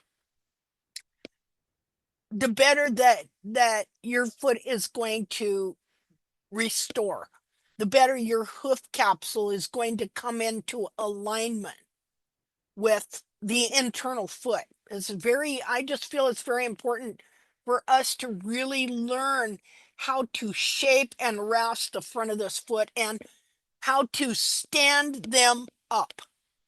Because when the heels get trimmed out, all the horn tubules get put at a lower angle and they are forced to grow forward and they become displaced out of the foot. And so you'll have horn tubules in the quarter that should be ending just a little ways in front of where they started up at the hairline, ending clear up at the toe. And so, you know, like, well, it'd be like this. Let me see here. Okay, so you have a horn tubules that should be ending here, ending clear up here. See? And so, you know, these horn tubules, they grow down and they connect with the sole right here. Like, how many people notice that you see a lot of these barefoot horses and that they have separation in the quarters? You'll never see a tight white line right here, right? Always separation right here. Just start paying attention. Okay. And so the reason for that is because uh, the horn tubules that grow down from the coronary band in a specific location are meant to join up in a specific location right here with the sole. And so when you lower the heels, say if you had a foot like so, okay, and all the horn tubules were like this, see the horn tubule starts up here and it ends right here. And so let's just take this section. This is where it should be, right here. And so then you come in and you lower the heels. What's it do when this falls down? Well, that now all these horn tubules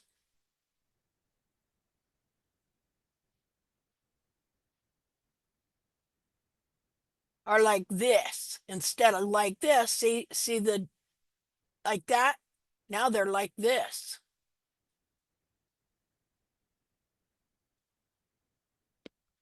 And so what happens is now they grow forward. They are forced forward. And what happens is this piece here, just a minute here, this piece here that should be growing here will now start growing, and it'll wind clear up here at the toe, like this.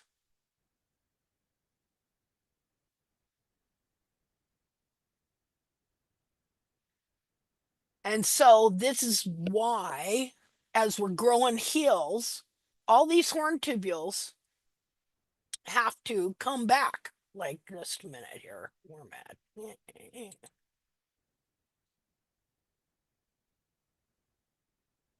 So instead of here, eventually we're going to get them back into alignment right here.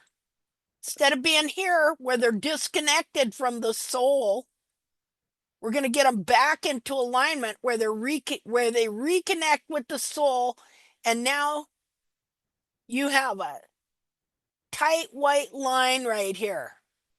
See? Instead of that separation.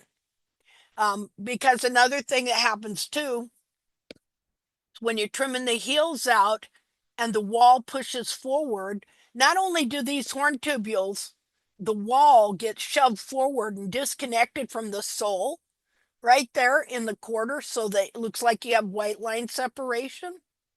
So not only that, but also because you've lowered the heels, the wall will do this number on you. Let's see here. Let me get a different color. Oh, let's just do blue. Okay, the wall, instead of being tightly here, the wall also starts to bulge out here as well. Because see, now the whole foot's starting to look round. See? It's going to be separated here, but the sole will stretch here. So it covers it up. You don't even know that your sole is stretched over here. And so you get this round looking foot. And feet aren't round. Look at these feet. They are not round. And this is a front foot and this is a rear foot. Front feet are way more pointy than what we have henceforth realized. Okay, so the object is to get the capsule back in alignment and connected correctly to that internal foot, and lifting up the back of that foot where it belongs and growing that, 3/4 of an inch to an inch of uniform sole under the whole foot from the heel to the toe, and being the correct shape as well. Okay. Well, anyway, that's about all I had to share on that. And I will work on getting something together to help people understand about this rasping thing. See, because I really feel like now I got to really work on trimming techniques and helping people with the actual trimming itself. Now that I feel like I'm getting a little better at it, because we're not professionals. Well, some of us are. We have some professional trimmers here and there and a farrier or two. But as far most of us, we're just horse owners, old lady horse owners. Well, we weren't old when we started. Okay, but we're just lady horse owners, trying to help our own horses because the experts have been misled for 250 years. And so I've documented all that, which is soon to come out with a detailed history in what has happened in hoof care to show you how utterly ridiculous the whole debacle is. The false teachings that came in the 1700s, why they came in is even more of a travesty. And then how here, if there's anything that anybody needs to do, it's to read Henry Hamerling's research article on the proper hoof angle, which is really about heel height, that he published in 1990. And Henry Hamerling started the American Farrier's Journal. He died 2 years ago. He was an avid researcher, and the guy was a scholar. And anyway, so he wrote this article, The Proper Hoof Angle, which is really about heel height and how uh, for 2,000 years it was believed that the heel should be high with the frog off the ground. And then in 1754, that all changed with some Yahoo that it was the Farrier, the King of France, and the Academy and all them. They wanted to gain control of the farrier guilds. And so they started coming up with these new doctrines. And so that's where it comes up with the frog pressure doctrine and lowering the heels. And it was downhill from there. And so we still have that. And of course, other false doctrines on the anatomy as well. And so definitely people need to understand this history. Okay. Then you will understand why the experts are so messed up, so blind, can't tell a good foot from a bad foot. Uh, why your horse is sore, why your horse's feet are screwed up. It's not diet, it's not genetics, it's academics. Okay? Because academics rule. Education rules. Education ruled the farrier world, took over in the 1700s. Bunch of elites that didn't know what the heck they were doing, but wanted to control everybody and make money,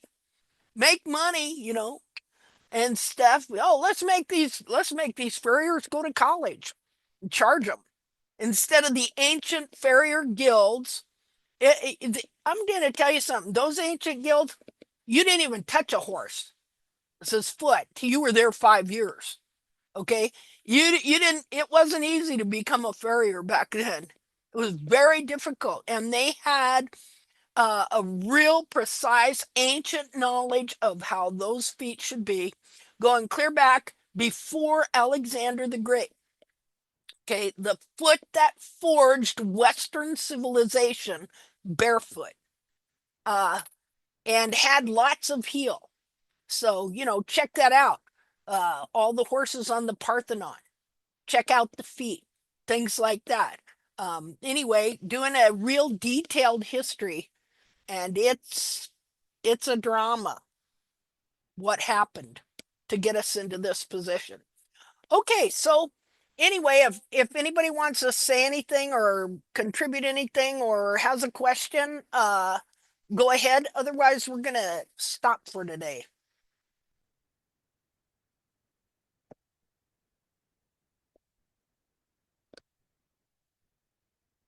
Anybody still there? Hello? Oh, do I have the volume off on people again?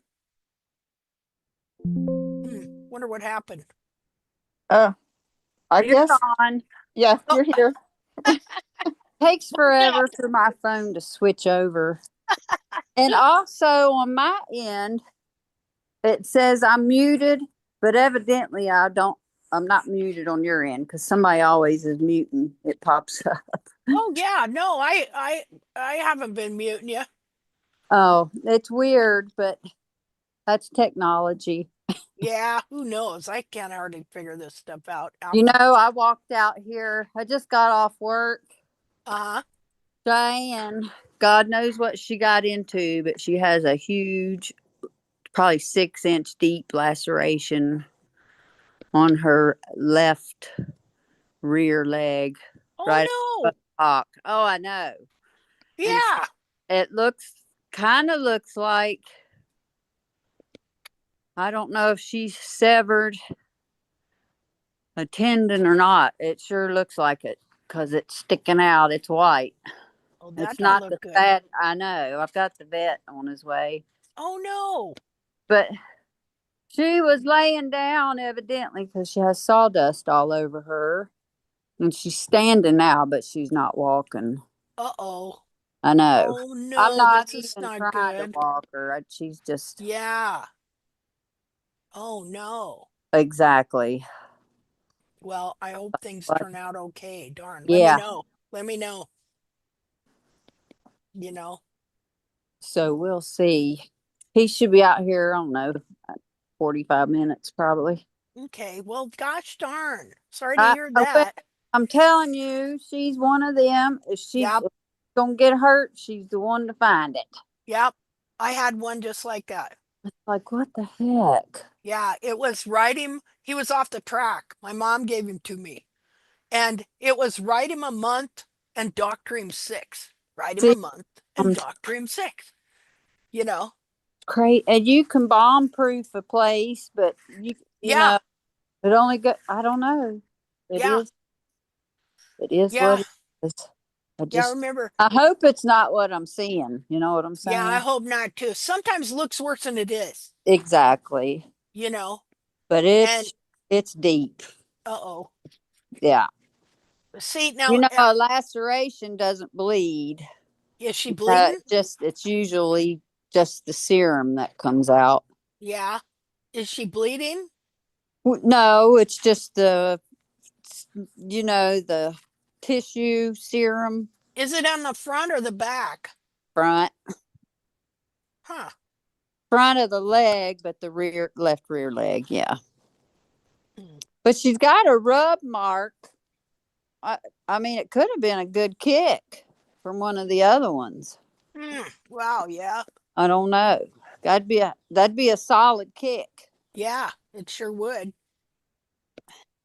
So I don't know, but I'm definitely gonna take off work tomorrow and go walk this property again. Yep. Yep. I know how that is. Diane, don't do that. Yeah, no kidding. I had so that horse I had. So the first week I got him, he somehow he went through a barbed wire fence and his back legs were just hamburger. You My. know. Yep.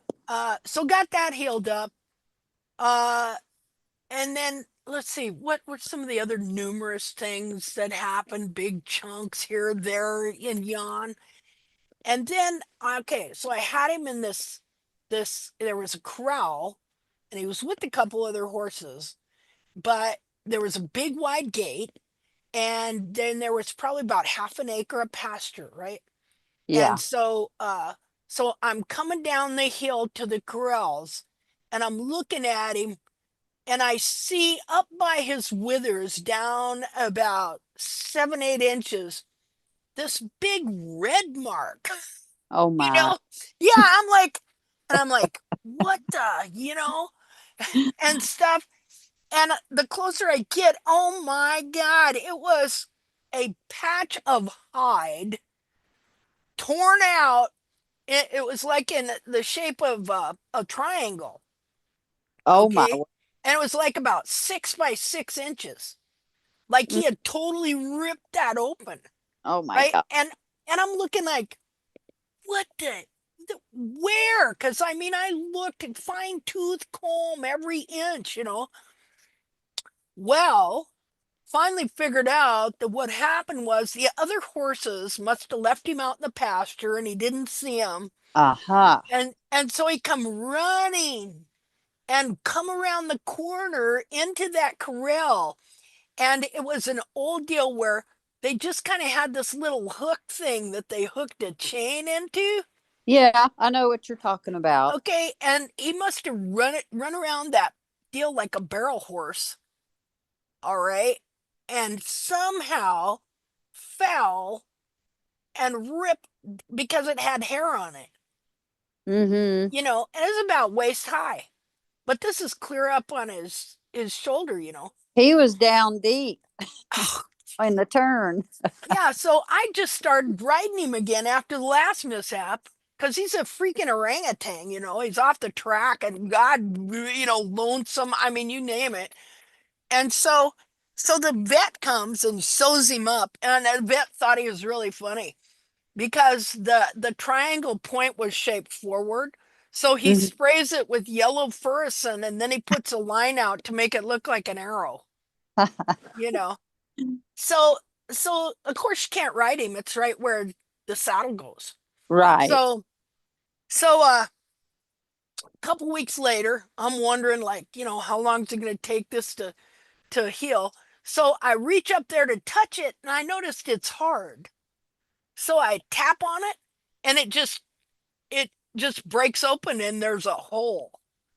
And Oh, the thing is just full of maggots, oh my you word. know?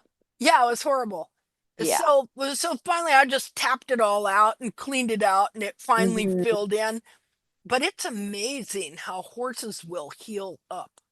They do. You know, it's flat amazing. So yeah, that was just one instance where he wounded himself. Finally, my husband traded him to a gal, and I was so glad to see him go. you know, and he Yeah. was a great horse, but it just drove me crazy. And it literally, ride him a month, doctor him six. Ride him a Hmm. month, doctor him six. See, Yeah. so yeah. Well, I hope your horse turns out okay, and she probably will. You We'll know, see. so There's a bunch of bull pines out here too, and we just uh-huh. had a bunch of snow and ice. Yeah. Could have broke off a limb and just Oh yeah. run by and hit it. Yeah. Who knows? Yeah, God. Yeah, You I know. had to get the chainsaw, cut them all down. Yeah. Anyway, but Okay. yeah, I hope you Okay. have a good evening. You too. You too with the vet. All right, I'll keep you posted. Okay, dear. All Good luck. right, Good luck, Roberta. I hope things thank, go well. thank you, dear. All right. Bye, guys. Okay, so I want everybody to know you can always contact me in Messenger Yep. too. If you Yep. need some help, get a hold of me and stuff. And if you if you don't hear from me, it's because I didn't see your message. So be a squeaky wheel. Okay. Okay. We'll keep knocking on the door. Okay. Yeah. Keep knocking on the door and stuff. Okay, guys. Thank you so much. Thank you, dear. Thank Okay. you. Bye. Bye Bye. bye. Now, how to get out of here? Let's see here. Stop share. Stop live stream. There Good thing. Good thing. YouTube has a lot of